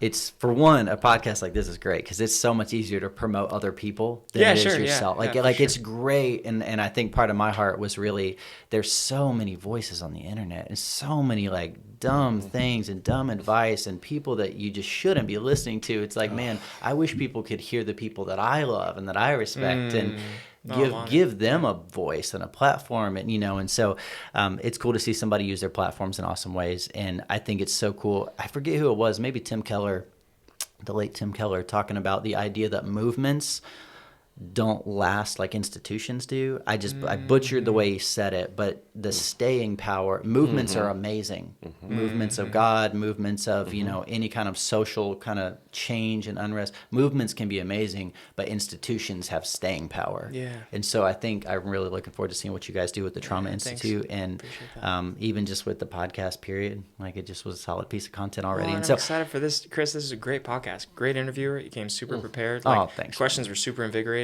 And I love that, like, your perspectives on stuff. It was really awesome just to get to hear how you hold this too. I think that there's so much, I think, that pastors never really get to talk about out of fear of like their congregation changing how they would see them. Like, even in our conversation around, like, it kind of sucks when people come at you with spiritual abuse, like accusations, and like it starts to become a lot. And you're like, what the heck? Like, I've been pouring my whole life into your family. And like, that is so important. So thank you for what you're doing here and the work you're putting into this. And thanks, man. And just inviting me on. That was an honor. I appreciate that. And thank you guys for your time. It's probably midnight by now. I don't even know. Haven't checked my phone. No, but I appreciate you guys so much. Thank you for taking the time. I would encourage anybody to check out Community Downtown. Scott, where else do you want people to find out information that you would want them to have about you? I mean, you're not like, hey, go check out my YouTube channel. They can find us on Instagram or Sure. social media, any other social media. Facebook, Instagram, any of that. Yeah. It'll point to us, our email, website, all that. Mm-hmm. I've gotten to help at several things that you've done, the block party stuff, leading worship. That's fun. I had to bail on you recently for, what was it? Celebrate Recovery, which is awesome. But getting to see and be a part of the things, even not going to your church that you're a part of, is just really cool. Like, it is awesome to see you step in, say hi, and leave, and it still happens. Or just not even show up. And you're like, yeah, you get to see people doing community together in a way that has clearly been like culture has been pushed onto them, and like it's been formed and shaped. It's just really awesome. And so I appreciate that about you. I respect you so much. And then Matthias, you didn't have to come here either. He all but said he was going to guilt you into it. And so I love that. I'm so thankful for your voice, and just keep leading, man. Just keep leading all of us on the social space to do better and to talk about important things. I think part of my insecurity was like, man, some of these conversations he has are like way over my head with some of these ballers in this field. And, you never want it to be so surface level. What was the latest one? Neurodivergent. What was the phrase you used? Oh my gosh. Oh yeah, it's already. I coined something called. Yeah. Well, I didn't coin it. Sorry, neurospicy. I mean, that's right. I heard you say that. Which is like not technically neurodivergence. It's just kind of like a bunch. My goal is to use that like once a week. I thought it was. I made a little video about it. It took that's off. So neurospicy. I heard that on another TikTok. That was the first time I've ever heard that. Yeah, I didn't come up with it. I thought it was kind of funny. Yeah. Well, guys, hey, I appreciate you. I love you. Thank you so much. You're part of the family now. So, thank you. Thank you for coming to my house and making this happen. I know it's Easter weekend when we're recording this, so I got 3 services tomorrow morning. You guys will be at church too, I'm sure. But I appreciate you so much. I'm blessed by, I think, how God is using you guys individually, and I think a lot of other people are too. I hope you never downplay that. I hope when you guys go to sleep at night, you've been used by the Lord, at least if it's just to affect me, And so, guys, I would appreciate if you would go check out all of their stuff. Please like and subscribe this podcast as well, Church with Chris.